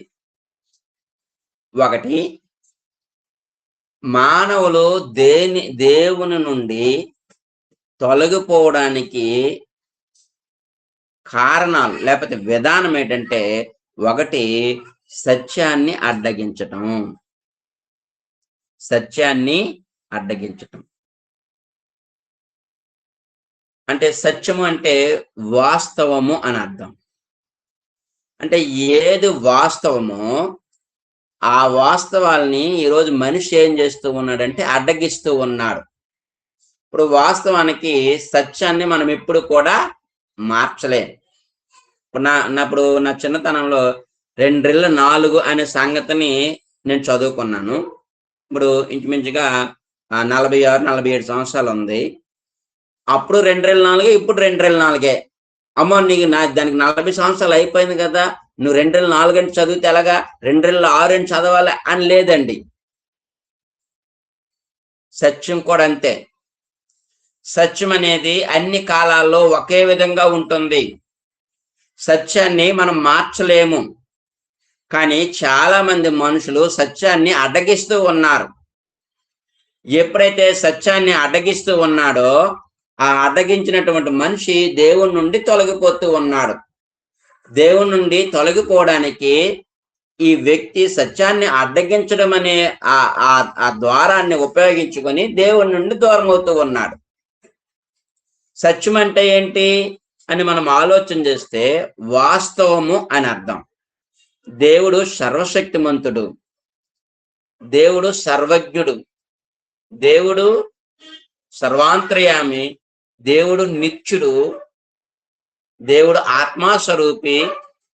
ఇవన్నీ దేవుని యొక్క లక్షణాలు. అవి వాస్తవం. అది వాస్తవం. ఇప్పుడు వాస్తవంగా ఉన్నటువంటి ఆ సత్యాన్ని ఇప్పుడు మనుషులు ఏం చేస్తూ ఉన్నారంటే అసత్యంగా మార్చేస్తూ ఉన్నారు. ఇప్పుడు ఇది పెన్ను. ఈ పెన్నే దేవుడు అని ఎవరో ఏదో చెప్తే దాన్ని నమ్మేసి దానికి మొక్కుతున్నారు అనుకోండి. అప్పుడు దేవుడి యొక్క రూపం ఏంటి? ఆయన ఆత్మస్వరూపి, ఆయన కంటికి కనబడినటువంటి వ్యక్తి. భౌతిక నేత్రాలతో మనం ఆయన్ని చూడలేమన్నటువంటి పరిస్థితి. కానీ ఈ కంటికి కనబడుతున్నటువంటి ఈ వస్తువును పట్టుకొని లేకపోతే రూపాన్ని పట్టుకొని ఇదే దేవుడు అంటున్నారంటే ఏం చేస్తున్నారని అర్థం అండి. దేవుని యొక్క సత్యాన్ని వారు అడ్డగిస్తున్నారని అర్థం అండి. అంటే దేవుడు కంటికి కనబడండి అనే అదే అంటారు, కానీ రూపాలు పెట్టుకుని వారు పూజిస్తూ ఉంటారు. అంటే ఇప్పుడు ఏం చేసినట్టు వారు సత్యాన్ని వారు అడ్డగిస్తున్నారు అని అర్థం అండి. సత్యాన్ని వారు అడ్డగిస్తూ ఉన్నారు. దేవుని యొక్క శక్తిని, దేవుని యొక్క ఆ దైవత్వాన్ని వారు గ్రహించటం లేదు అని అర్థం అండి. దేవుని యొక్క శక్తిని, దేవుని యొక్క దైవత్వాన్ని వారు గ్రహించటం లేదు. అంటే మానవుడైనటువంటి మనిషి ఎలాగైపోయాడంటే సత్యాన్ని అడ్డగించటంతోనే ముందు ప్రారంభమైతూ దేవుని నుండి కొంచెం దూరం అయినట్టు కనబడుతూ ఉంది. అంటే క్రమక్రమ స్టెప్ బై స్టెప్ ఎలాగ దేవుని యొద్ద నుండి తొలగిపోయాడో అనేది ఈ 18వ వచనం నుండి 32వ వచనం వరకు మనకు స్పష్టంగా కనబడుతూ ఉంది. అందులో మొదటి స్టెప్ ఏంటంటే ఏ స్టెప్ ఏంటంటే సత్యాన్ని అడ్డగించటము ద్వారా, సత్యాన్ని అడ్డగించటము ద్వారా మనము దేవునికి దూరం అయ్యే పరిస్థితి, లేకపోతే దేవుని యొద్ద నుండి తొలగిపోయే పరిస్థితి మనకి కనబడుతూ ఉంది. రెండో పాయింట్ ఏంటంటే 22వ వచనంలో ఒకసారి చదవండి. 22వ వచనం. వారి అవివేక హృదయము అంధకారమాయెను, తాము జ్ఞానులమని చెప్పుకొనుచు బుద్ధిహీనులైరి. చాలండి. వారి అవివేక హృదయము అంధకారమాయెను అని అన్నాడండి.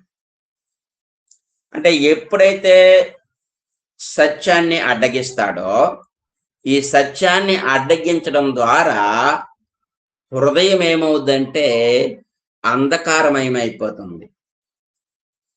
అంటే వాస్తవాన్ని గ్రహించినప్పుడు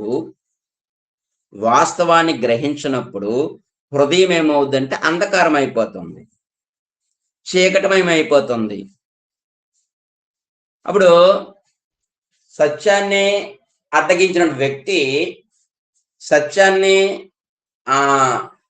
గ్రహించినటువంటి వ్యక్తి, అప్పుడు ఆ వ్యక్తి యొక్క హృదయం ఎలాగుంటదంటే అంధకారంతో నిండిపోద్ది, చీకటితో నిండిపోద్ది, పాపంతో నిండిపోద్ది. మంచి చెడు అని గ్రహించలేనటువంటి స్థితి అనేది వస్తుంది. సత్యాన్ని అడ్డగించినప్పుడు అంధకారం అయిపోద్ది హృదయము. ఆ అంధకారం అయిపోయినటువంటి ఆ హృదయము ఎలాగైపోద్ది అంటే మంచిని చెడ్డని గ్రహించలేనటువంటి స్థితిలో ఉంటాడు అనే విషయాన్ని ఇక్కడ మనం గమనించాలి. క్షయమైనటువంటిది, అక్షయమైనటువంటిది అన్నటువంటి తేడా కూడా కనబడినటువంటి స్థితిలోకి వెళ్ళిపోతాడు. అంటే ఏది మంచో ఏది చెడ్డో తెలియనటువంటి స్థితిలోకి వెళ్ళిపోయాడంటే క్షయమైనదేటో అక్షయమైనదేటో అనేది కూడా తెలియలేనటువంటి స్థితిలోకి వెళ్ళిపోతాడు ఆ మనిషి. అంటే ఒక అడుగేమో సత్యాన్ని అడ్డగించాడు, మరొక అడుగేమో హృదయాన్నేమో అంధకారం చేసుకున్నాడు. అప్పుడు ఈ కొంత దూరం ఏమో, ఇప్పుడు ఇది దేవుడు అనుకుందాం, ఈ మనిషి ఏమో దేవుని దగ్గరగా ఉన్నాడు ఒకప్పుడు. ఇప్పుడు పాపం చేస్తున్నాడు కాబట్టి, అంటే ముందు సత్యాన్ని అడ్డగించాడు కాబట్టి కొంచెం దూరం వచ్చాడు. ఇప్పుడు హృదయం ఏమైపోయింది అంటే అంధకారం అయిపోయింది కాబట్టి ఇంకొంచెం దూరం అయిపోయాడు. ఇలాగా అది రెండో స్టెప్ అండి. రెండో స్టెప్ ఏంటంటే హృదయము అంధకారం అవటం. మూడో స్టెప్ ఏంటంటే 24వ వచనంలో చదవండి ఒకసారి. 24వ వచనం. ఈ హేతువు చేత వారు తమ హృదయములు దురాశలను అనుసరించి తమ శరీరములను పరస్పరము అవమానపరుచుకున్నట్లు దేవుడు వారిని అపవిత్రతకు అప్పగించెను. చాలా. 24వ వచనంలో మూడో స్టెప్ ఏంటంటే హృదయములు దురాశలను అనుసరించటం. హృదయంలో దురాశను అనుసరించుట. ఒకటేమో సత్యాన్ని అడ్డగిస్తాడు, రెండోదేమో హృదయమేమో అంధకారం అయిపోతుంది, మూడోది ఏంటంటే హృదయంలో దురాశలనేవి ఉంటాయి. ఆ దురాశల్ని అనుసరిస్తాడు. దురాశ అంటే అర్థం ఏంటంటే తృప్తి చెందని బలమైన చెడ్డ కోరిక. తృప్తి చెందని బలమైన చెడ్డ కోరిక దురాశ అంటే అర్థం. ఎప్పటికీ తృప్తి చెందదండి. అలాంటిది చెడ్డ కోరిక ఏదేనంటే దురాశ. అప్పుడు ఈ మనిషి సత్యాన్ని అడ్డగించాడు, హృదయాన్నేమో అంధకారం చేసుకున్నాడు. అప్పుడు ఆ హృదయంలోనికి ఈ దురాశను ఏం చేశాడంటే అనుసరించడం అనేది ప్రారంభించాడు. ఇప్పుడు ఈ దురాశ అంటే బలమైనటువంటి చెడ్డ కోరిక. ఈ బలమైనటువంటి చెడ్డ కోరిక తేడా అంటే ఎలా ఉంటది ఆ పరిస్థితి అని మనం చూస్తే ఒకసారి 25వ వచనంలో చూడండి. అట్టివారు దేవుని సత్యమును అసత్యమునకు మార్చి సృష్టికర్తకు ప్రతిగా సృష్టమును పూజించి సేవించిరి అని అన్నాడండి. అంటే ఎలా తయారైపోతారంటే మనిషి ఎలా తయారైపోతారంటే సృష్టికర్తని విడిచిపెట్టి సృష్టాన్ని పూజించే స్థాయిలోకి వెళ్ళిపోతారు. ఎవరు? హృదయంలోని దురాశలు కలిగినప్పుడు. అంటే స్టెప్ బై స్టెప్ ఎలాగే వ్యక్తి దేవునికి దూరం అవుతూ ఉన్నాడో ఆ విషయాలు మనం ఆలోచిస్తూ ఉన్నాం. ఒకటేమో సత్యాన్ని అడ్డగిస్తాడు, రెండేమో హృదయంలోని అంధకారం అనేది వస్తూ ఉంది, లేకపోతే హృదయం ఏమవుతుందంటే అంధకారమయమైపోతుంది. మూడోది ఏంటంటే హృదయంలోని దురాశలను అనుసరిస్తూ ఉంటాడు. హృదయంలో దురాశలను అనుసరిస్తాడు. దానివల్ల సృష్టికి మాత్రమే ప్రాధాన్యత ఇస్తాడు, సృష్టికర్తకు ఆ వ్యక్తి ప్రాధాన్యత. ఇప్పుడు అందులో 4వ పాయింట్ ఏంటంటే 26వ వచనంలో, అందువలన దేవుడు తుచ్చమైన అభిలాషకు వారిని అప్పగించెను, వారి స్త్రీలు స్వాభావికమైన ధర్మమును విడిచి స్వాభావికమైన విరుద్ధమైన ధర్మమును అనుసరించిరి అని అన్నాడు. 26వ వచనంలో 4వ స్టెప్ ఏంటంటే తుచ్చమైన అభిలాషలు, నీచమైన అసహించుకునే ఆ కోరికల్లోనికి వెళ్ళిపోతాడండి. ఆ కోరికలకి తనను తాను అప్పగించుకుంటాడు. తుచ్చమైన నీచమైన అభిలాషలకు వారిని అప్పగించను. దేవుడు ఏం చేస్తాడంటే వారికి అలాగా అప్పగించేస్తాడు. అంటే ఇక్కడ స్త్రీలు సహితము తమ స్వాభావికమైనటువంటి ధర్మాన్ని విడిచిపెట్టి విరుద్ధముగా ప్రవర్తించినట్లుగా చూస్తున్నాం. ఈరోజు ప్రస్తుతము చాలా దేశాల్లో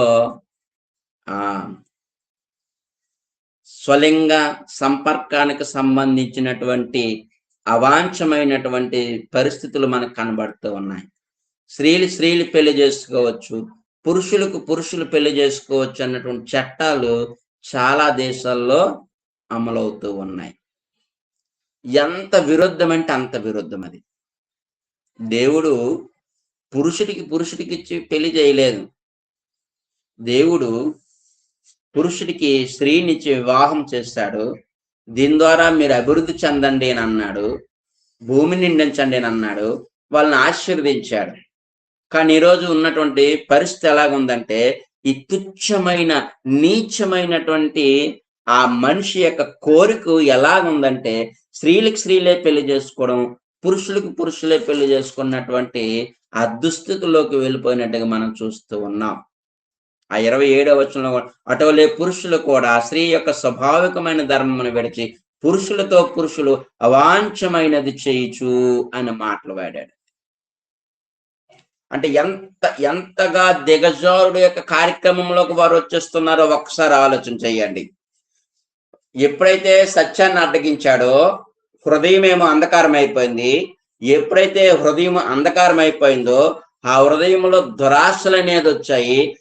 ఆ వచ్చిన దురాశలను బట్టి అంటే నీచమైనటువంటి కోరికలతో మనిషి ముందుకు కొనసాగుతున్నట్టుగా మనం చూస్తూ ఉన్నాం ఇక్కడ.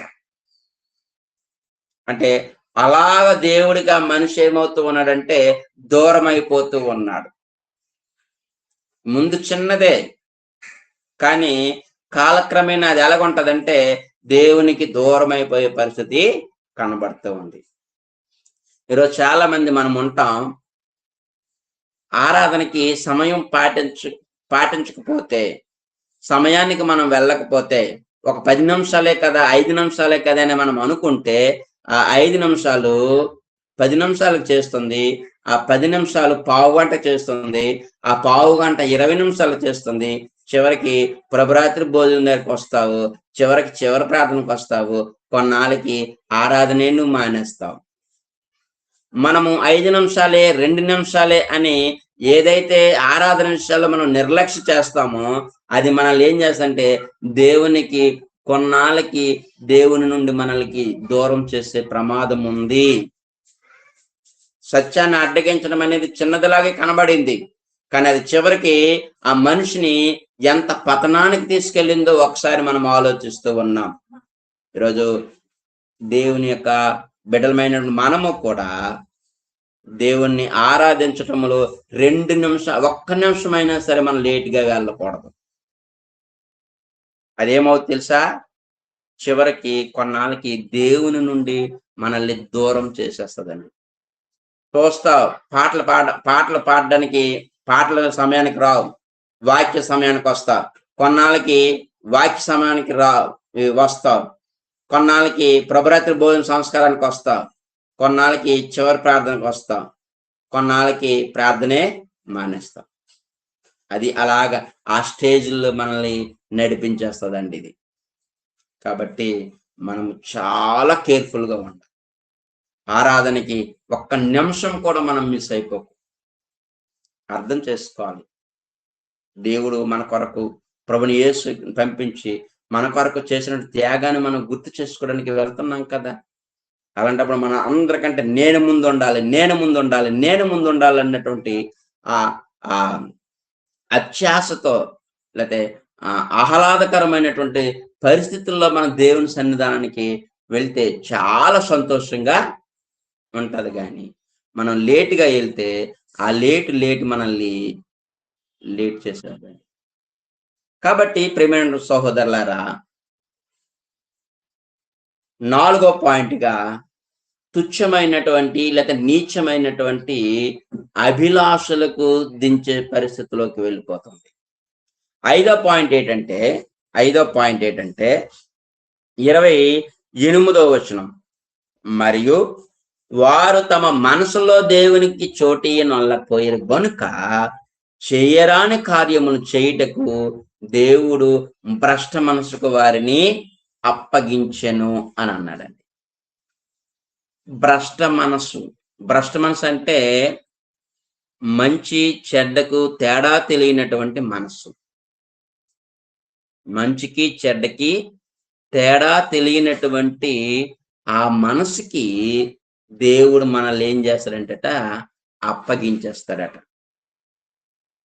భ్రష్ట మనస్సు అని అన్నాడండి. అంటే దేవునికి మనం చోటు ఇవ్వాలి. మన జీవితంలో మనకి మన హృదయంలో గదులు ఉంటాయి. మన హృదయాల్లో గదులు ఉంటాయి.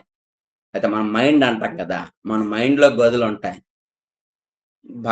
భార్యకైతే భార్యకి, భర్తకైతే భర్తకి, పిల్లలకైతే పిల్లలకి, తల్లిదండ్రులకైతే తల్లిదండ్రులకి, ఇలాగా చిన్న చిన్న గదులు అనేవి మన మైండ్లో ఉంటాయి. అందులో ఒక పెద్ద విశాలమైనటువంటి గది, ఒక ఉన్నతమైనటువంటి గదిని మనము దేవునికి ఇవ్వాలి. మన మనస్సుల్లో లేకపోతే మన హృదయాల్లో దేవునికి చోటు ఇవ్వాలి. మనము దేవునికి చోటు ఇవ్వకపోతే దేవుడు పరలోకంలో నీకు చోటు ఇవ్వడండి. అది గుర్తుపెట్టుకోండి. మన దేవునికి చోటు ఇవ్వాలి. మన మనసుల్లో, మన హృదయాల్లో ఆయనే ప్రథమ స్థానముగా ఉండాలి. కానీ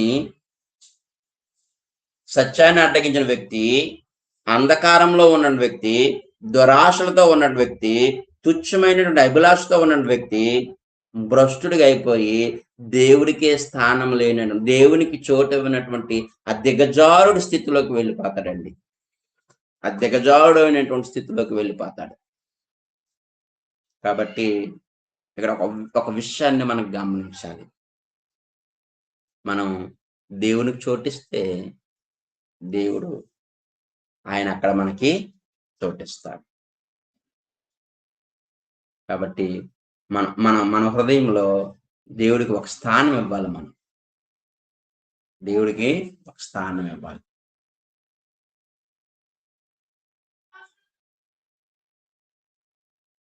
ఎప్పుడైతే ఈ భ్రష్ట మనస్సుకి దేవుడు వారిని అప్పగిస్తాడో ఆ వ్యక్తి చెడ్డ క్రియలు చేస్తాడు. అంటే ఇక్కడ మనకు చెప్పబడినటువంటి చెడ్డ క్రియలు 29వ వచనం నుండి 31వ వచనం వరకు ఉన్నటువంటి చెడ్డ క్రియలు ఏంటంటే ఒక 21 చెడ్డ క్రియలు ఉన్నాయండి. ఒక 21 చెడ్డ క్రియలు ఉన్నాయి. ఆ చెడ్డ క్రియలన్నీ ఒకసారి రాసుకుంటే ఆ చెడ్డ క్రియల్ని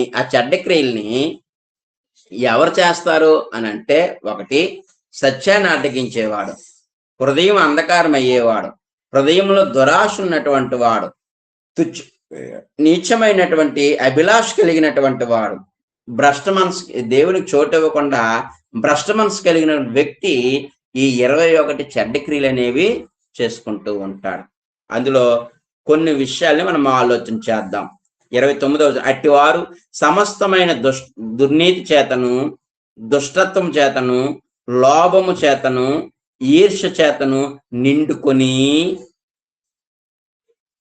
దుర్నీతి, దుష్టత్వము, లోభము, ఈర్ష్య వీటితో నిండుకొని మత్సరము, నరహత్య, కలహము, కపటము, వైరమను వాటితో నిండిన వారై, అంటే అందులో ఇది కూడా మళ్ళా నిండు పెట్టుకుని కుండెగాండ్రులను, అపవాదికులను, దేవద్వేషులను, హింసకులను, అహంకారులను, బెంకములాడువారును, చెడ్డవాటిని కల్పించువారును, తల్లిదండ్రులకు అవిధేయులను, అవివేకులను, మాట తప్పువారును, అనురాగరహితులను, నిర్దయులైరి అని అన్నాడు.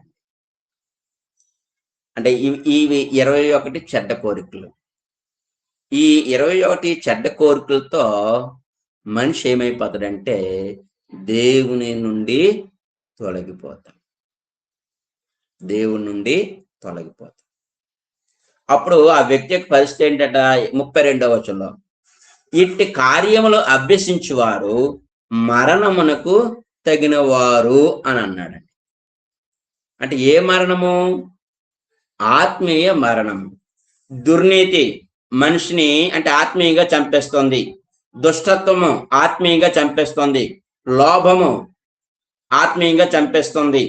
ఈర్ష్య చంపేస్తుంది. మత్సరము చంపేస్తుంది. నరహత్య చంపేస్తుంది. కలహాలు, కపటాలు, వైరము, కొండగాండ్రులు, అపవాది, ఇవన్నీ కూడా ఆత్మని ఏం చేస్తాయంటే చంపేస్తాయి. శరీరము, ఆత్మ ఈ రెండింటిలో విలువైనది లేకపోతే బ్రతికేది ఏదేనంటే ఆత్మే బ్రతుకుతుంది.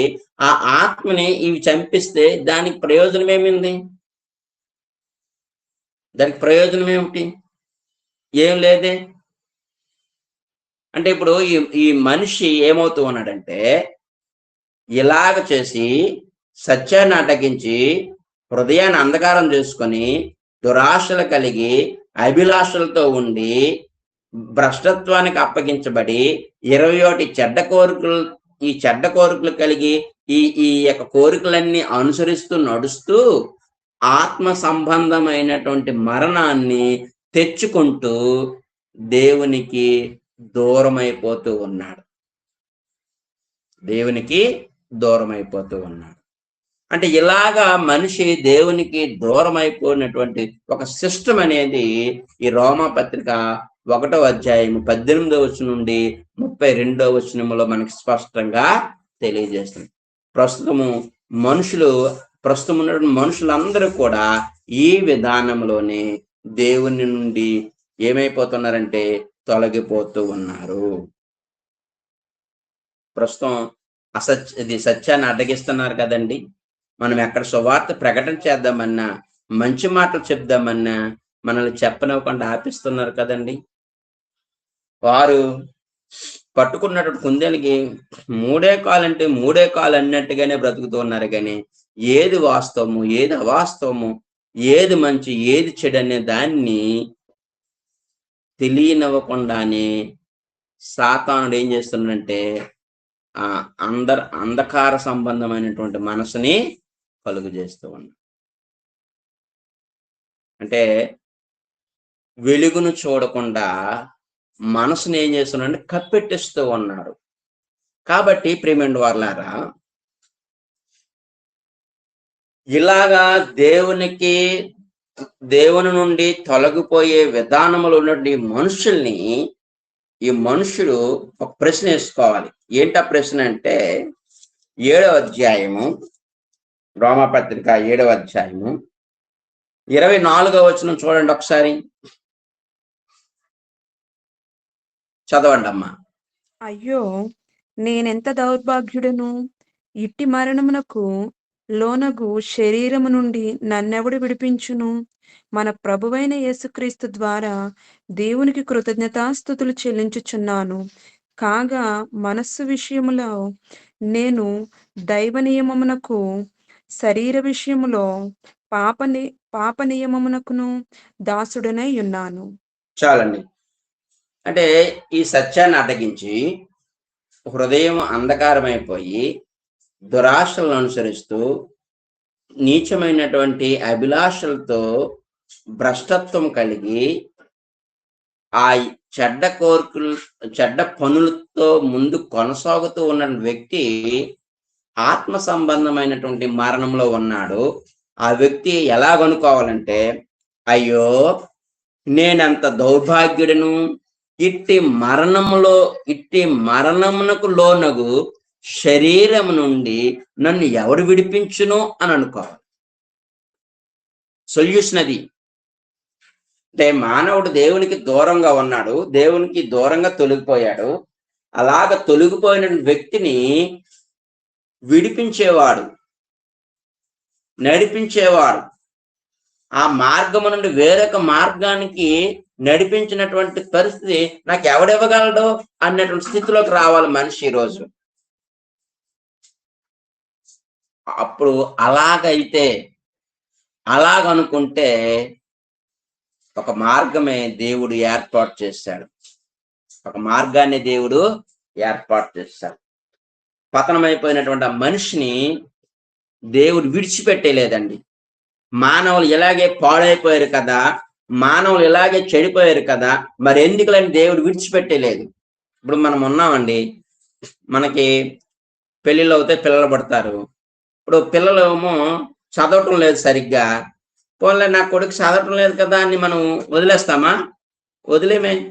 ఆ కొడుకుని లేకపోతే ఆ కూతుర్ని ట్యూషన్ పెట్టో లేకపోతే స్పెషల్ క్లాస్ పెట్టో ఏదో రకంగా ఆ చదువుల్లో వారిని ముందుకు ఎలాగైతే నడిపించడానికి మనం ప్రయత్నిస్తూ ఉంటామో, అలాగే ఇట్టి మరణానికి లోనైనటువంటి మనల్ని కూడా దేవుడు విడిచిపెట్టేలేదండి. ఆదాము పాపం చేసిన తర్వాత, ఆ పాపము చేసిన తర్వాత దేవుడు చేసిన వాగ్దానం ఏంటంటే, ఒకసారి చూడండి, ఆదికాండము 3వ అధ్యాయము 15వ వచనంలో ఆ వాగ్దానం మనకు కనబడుతుంది. తల్లి ప్రవచనం అంటారు దాన్ని, తల్లి ప్రవచనం అంటారు దాన్ని. ఏంటి ఆ ప్రవచనం అంటే 15వ వచనం అండి. మరియు నీకును స్త్రీకిని నీ సంతానముకును ఆమె సంతానమునకును వైరము కలుగజేసేదను. అది నిన్ను తల మీద కొట్టును, నీవు దానిని మడిమ మీద కొట్టుదు అని చెప్పాను. చాలండి. నీ సంతానమునకును ఆమె సంతానమునకు అంటే ఎవరు అంటే, ఇది మనకు తెలియాలంటే గలతీ పత్రిక రావాలి. గలతీ పత్రిక అపోస్తలుడైన పౌలు గలతీలకు రాస్తూ 4వ అధ్యాయం 4వ వచనంలో అక్కడ స్పష్టంగా చెప్తూ ఉన్నాడండి. 4:4లో అయితే కాలము పరిపూర్ణమైనప్పుడు దేవుడు తన కుమారుని పంపెను, ఆయన స్త్రీయందు పుట్టి మనము దత్తపుత్రులు కావాలనని ధర్మశాస్త్రమునకు లోబడిన వారిని విమోచించుటకై ధర్మశాస్త్రమునకు లోబడిన వాడాయను అని అన్నాడండి. ఆయన స్త్రీయందు పుట్టి అని అన్నాడండి. అంటే స్త్రీ నీకును ఆమె సంతానమునకును వైరము కలుగు చేస్తాను. స్త్రీ సంతానం ఎవరైనా భూమి మీద ఉన్నారు అంటే అది కేవలం యేసు ప్రభు వారు మాత్రమే. మనమందరము పురుష సంతానం. ఆదాము పాపం చేసిన తర్వాత దేవుడు ఇచ్చినటువంటి గొప్ప వాగ్దానం అయితే గొప్ప ప్రవచనం ఏంటంటే యేసుక్రీస్తు ద్వారా వారికి రక్షణ భాగ్యాన్ని కలుగు చేస్తానని ముందుగానే వాగ్దానం చేశాడండి. అంటే విడిచిపెట్టి లేదండి. మానవుడు పాపం చేశాడు కదా, మానవుడు నా యొద్ద నుండి తొలగిపోయాడు కదా అని ఆయన విడిచిపెట్టి లేదు. ఆయన విడిచిపెట్టకుండా ఆయన ఒక మార్గాన్ని ఏర్పాటు చేశాడు. ఆ మార్గం ఎలాంటిదో ఏమిటనే విషయాల్ని తరువాత పాఠంలో మీరు ఆలోచన అనేది చేస్తారు. ఇది ఒక విషయాన్ని ఎందుకంటే దీనికి కొంచెం దీనిగా ఉంటుందని చెప్పాను. అంటే దేవుడు మనల్ని విడిచిపెట్టడండి. ఎందుకు మనల్ని విడిచిపెట్టడంటే మనము ఆయన యొక్క పోలిక కాబట్టి, మనము ఆయన యొక్క స్వరూపం కాబట్టి. ఇప్పుడు మన పిల్లలు పుట్టారు, వాళ్ళు ఏదో తప్పు చేశారని మనం వాళ్ళు విడిచిపెట్టేస్తామా? విడిచిపెట్టిమే. అలాగే దేవుడు కూడా ఆదాం తప్పు చేశాడని, లేకపోతే మీరు నేను తప్పు చేశానని ఆయన మనల్ని విడిచిపెట్టాడు. మనమే విడిచిపెట్టేస్తామేమో కానీ దేవుడు ఎప్పుడు మాత్రం ఆయన మనల్ని విడిచిపెట్టేవాడు కాడు. కాబట్టి ప్రియమైన వారలారా, ఈరోజు మనం ఒక 2 పాఠాలని మనం ఆలోచన చేస్తాం. ఒకటి, మానవులు దేవుని నుండి తొలగిపోవటం అనేది ఆలోచన చేస్తాం. 2, మానవులు దేవుని నుండి తొలగిపోయే సిస్టమ్ ఎలాగుందో ఆ సిస్టాన్ని మనము ఆలోచన చేస్తాం. కాబట్టి ఈ 2 పాఠాల్లో ఎవరికి ఏమైనా డౌట్లు ఏమైనా ఉంటే అడగండి. వాటికి సంబంధించినటువంటి జవాబులు మనం తెలుసుకుందాం.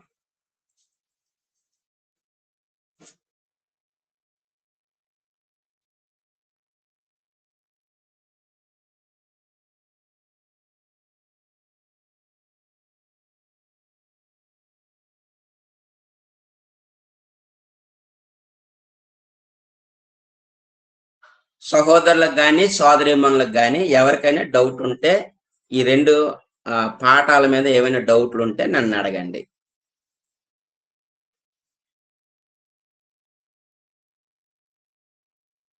ఎవరైనా మాట్లాడండి. ఉంటే ఉందని అడగండి, లేకపోతే లేదని అనండి. తప్పేముంది? డౌట్స్ ఏం లేవు. నాకు డౌట్ ఏం లేవండి. ఏం లేదు. ఏం లేవమ్మా. ఓకే.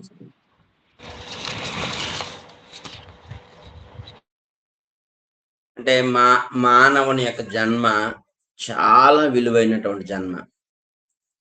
అది మనం అనుభవిస్తూ ఉన్నాం. అయితే అనుభవిస్తున్న మనము దేవుని పోలిక, దేవుని యొక్క స్వరూపంలో ఉన్న మనము ఎప్పుడు మన దేవునికి దూరం అవ్వకూడదండి. మనం ఒకవేళ బాప్తిసం పొందితే ఆ బాప్తిసం పొందినప్పటి నుండి మన మరణ పర్యాంతం వరకు కూడా మనము దేవునిలోనే ఉండాలండి. దేవునితోనే మనం కొనసాగాలి. అది ఎప్పుడు మనం గుర్తుపెట్టుకుందాం, అది ఎప్పుడు మనం జ్ఞాపకం చేసుకుందాం. ఇప్పుడు మనం ఇలాగా తొలగిపోయే మనం దేవుని దగ్గరికి వచ్చాం, అది మాత్రం గుర్తుపెట్టుకోండి. మరలా మనం తొలగిపోకూడదు. ఆ దేవుడు మనకి కలుగు చేసినట్టు ఆ రక్షణ భాగ్యాన్ని మనము ముందుకి కొనసాగించుకుంటూ ఉండాలి. ఒకవేళ ఎవరైనా నమ్ముకోకపోతే, అయ్యో నేను దేవునిలో నుండి తొలగిపోయాని, ఇదిగో ఈ మరణం నుండి నన్ను తప్పించేవాడు ఎవరైనా ఉన్నారా అని సెర్చ్ చేసి దాని గురించి ఆలోచన చేసి ఇంకా మరికొన్ని లేఖనాలు విని వాటి ద్వారా రక్షణ భాగ్యం పొందుకున్నటువంటి అవసరం అనేది ఈరోజు మానవులకి చాలా అవసరంగా ఉంది. కాబట్టి ప్రియమైన వారలారా, మరి ఈ విషయాల్లో మీకు ఎవరికి సందేహాలు లేవని మీరు చెప్పిన విధానాన్ని బట్టి మరి మరొకసారి ఈ అవకాశం బ్రదర్ చెప్పండి. హలో చెప్పండి బ్రదరు. స్మాల్ డౌట్స్ సార్ ఏంటంటే వస్తుంది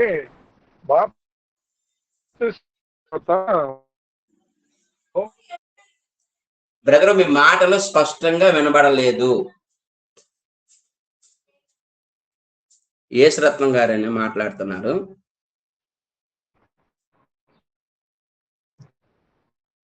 సార్ వినపడుతుందా?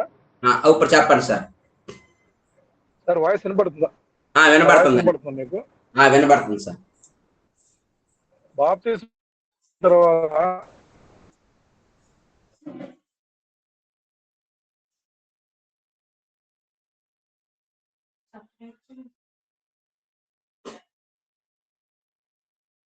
బాప్తిసం పొందిన తర్వాత అని మాట వినబడ్డదండి.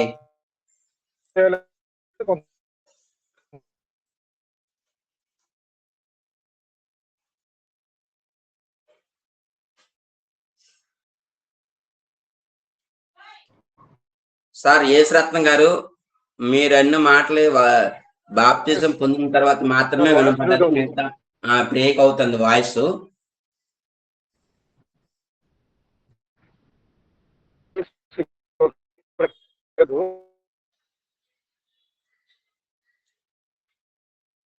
మీ ప్రశ్న నాకు స్పష్టంగా అర్థం కాలేదు.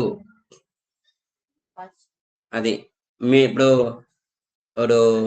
అదే సోదరులు ఎవరు సురేష్ కుమార్ గారిని కాంటాక్ట్ చేయండి. లేకపోతే నా నెంబరు బ్రదర్ నన్ను అడిగేసి నాకు ఫోన్ చేయండి బ్రదరు.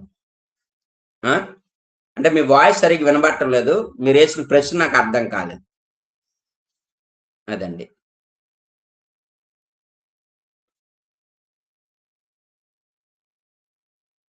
ఓకేనండి. బ్రదరు సురేష్ కుమార్ గారు ఉన్నారండి లైన్ లో సోదరులు?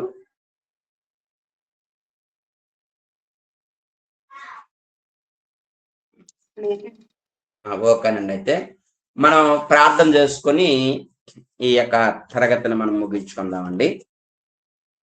మరి దేవుడు ఇటువంటి గొప్ప అవకాశాన్ని మనకు అనుగ్రహించాడు. చక్కగా మీరు ఈ యొక్క 2 సంవత్సరాలు బైబిల్ స్కూల్లో చక్కగా దేవుని యొక్క మాటలు నేర్చుకుని చెప్పండి సార్. బాప్తిసం పొందిన తర్వాత మళ్ళీ ఏదైనా పొరపాటు చేస్తే తీసుకోవాలనేటువంటి విధానం పెడుతున్నారు సార్. దానికి ఒకసారి చెప్తారేమని. అంటే మరలా బాప్తిసం తీసుకోవాలనా అంటున్నారు సార్. అది తప్పండి బ్రదరు.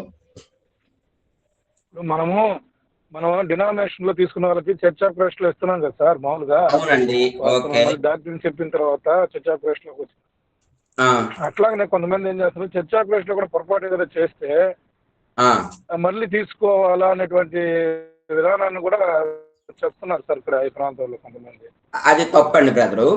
వాక్యానుసారంగా మనం ఎలా చెప్పగలం అనేది కొంచెం అదే వాక్యానుసారంగా మనం చెప్పడానికి ఏదన్నా విధానం ఉంది అని. ఓకే సార్ వినండి. ఒకటి, మారు మనసులు అనేవి 2 రకాలండి. మారు మనసులు అనేవి 2 రకాలు. ఒకటి, లోకంలో నుండి క్రీస్తులోనికి రావటం అనేది ఒకటి మారు మనసు. ఇప్పుడు ఒకసారి అపోస్తుల కార్యములు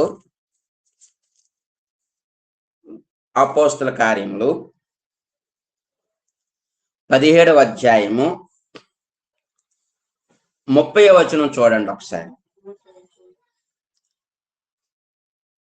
ఆ అజ్ఞాన కాలములను దేవుడు చూచి చూడనట్టుగా ఉండెను.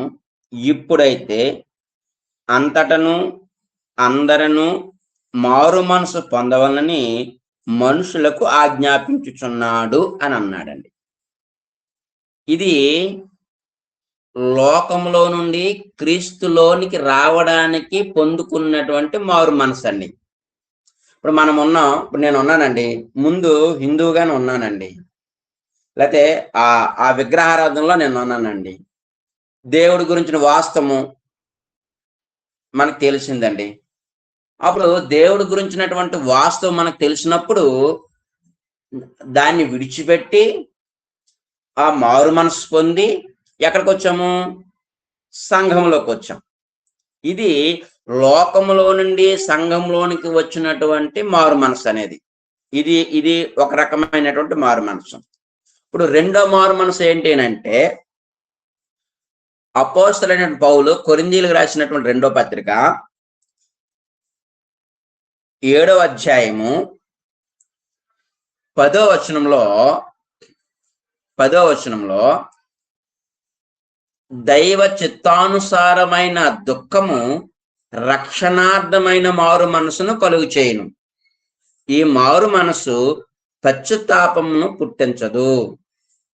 అయితే లోక సంబంధమైన దుఃఖము మరణమును కలుగు చేయును అని అన్నాడండి. దైవ చిత్తానుసారమైన దుఃఖము రక్షణార్థమైన మారు మనసు అని అన్నాడండి.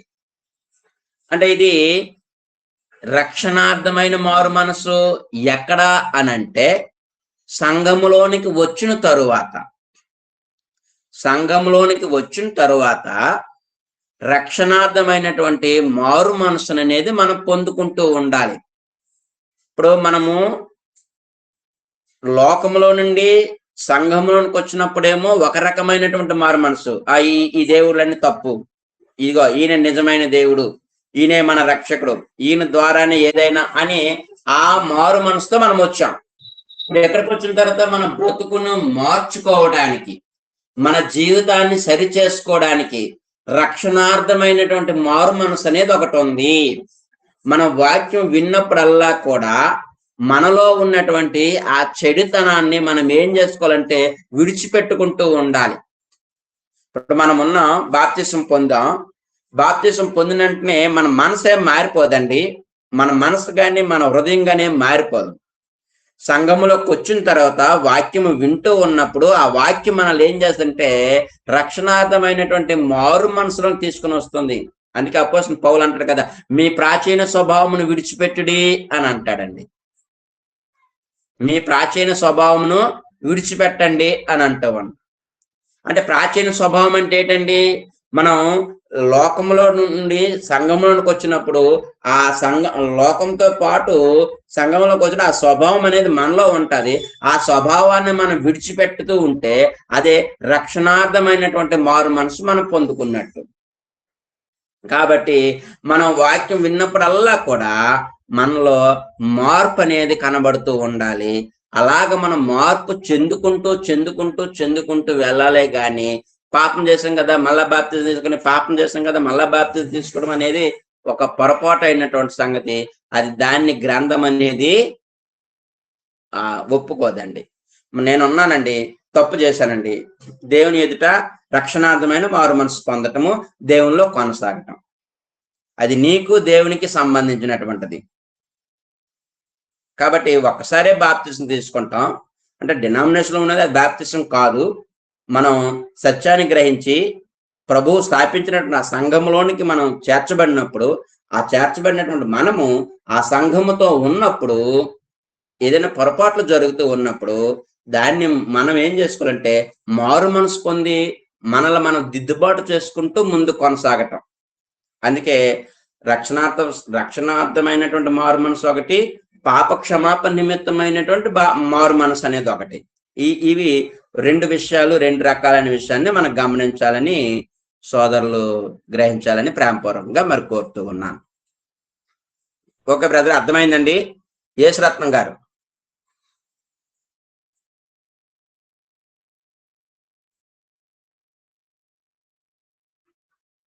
బ్రదర్ యేసురత్నం గారు అర్థమైంది sir? Sir thank you sir, అర్థమైంది. సిగ్నల్ ప్రాబ్లం ఉంది. Okay sir, thank you. Okay sir, thank you sir, thank you sir. సోదరులు సురేష్ కుమార్ గారు వచ్చారు సార్. ఓకే, సోదరులు సురేష్ కుమార్ గారు మిగతా విషయాలు నడిపిస్తారు.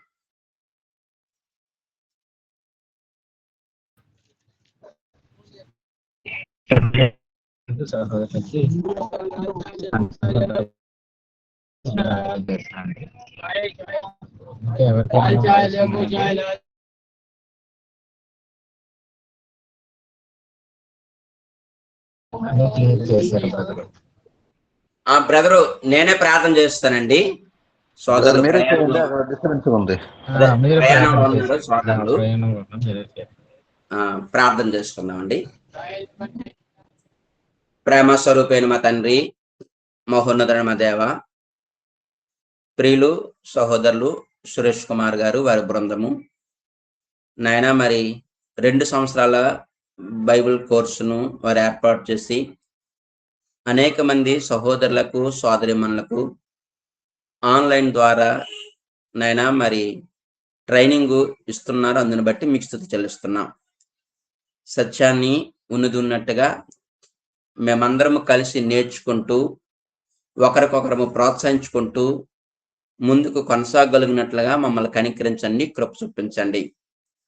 సోదరులు నాయన మరి వారి బృందము మరి యొక్క పరిచర్యలో వారిని మీరు చక్కగా ఉపయోగించుకుంటున్నందుకు, వినియోగించుకుంటున్నందుకు మీకు స్తుతులు చెల్లిస్తున్నాం.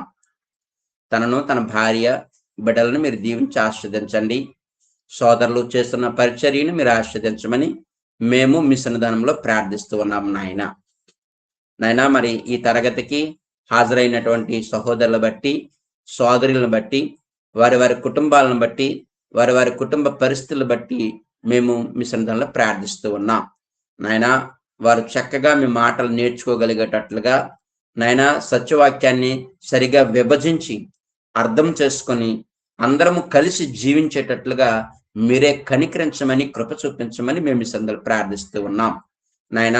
మరి మీ లేఖనాలని ఉన్నట్లుగా మరి నేర్పించడానికి సహోదరులకు మీరు ఇస్తున్న అవకాశాన్ని బట్టి మీకు స్తుతులు చెల్లిస్తూ ఉన్నాం. వారు ఈ అవకాశాన్ని సద్వినియోగం చేసుకొని ఆన్లైన్ ద్వారా ట్రైనింగ్ అయ్యి నాయన మరి వారు అనేక చోట్ల వాడబడేటట్లుగా మీరు వారిని కనికరించమని, కృప చూపించమని మేము మీ సన్నిధానంలో ప్రార్థిస్తూ ఉన్నాం తండ్రి నాయన. మరి ఇలాగ వారితో మరి సహవాసాన్ని మీరు నాకు అనుగ్రహించినందుకు మీకు కృతజ్ఞతాస్తుతులు చెల్లిస్తూ ఆయన మీ చిత్తమైతే మరొక సందర్భంలో ఇలాగ వారందరితో కలిసి ఆయన మీ మాటలు నేర్చుకునే భాగ్యాన్ని మీరు మాకు అనుగ్రహించమని వేడుకొంచు.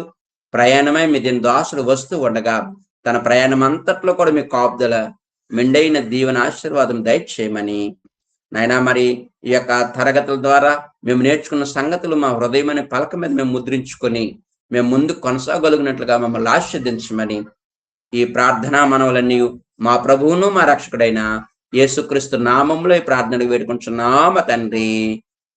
ఆమెన్. ఆమేన్. వందనాలు అంకుల్. గూగుల్ మీట్ లో ఉన్న వారందరికీ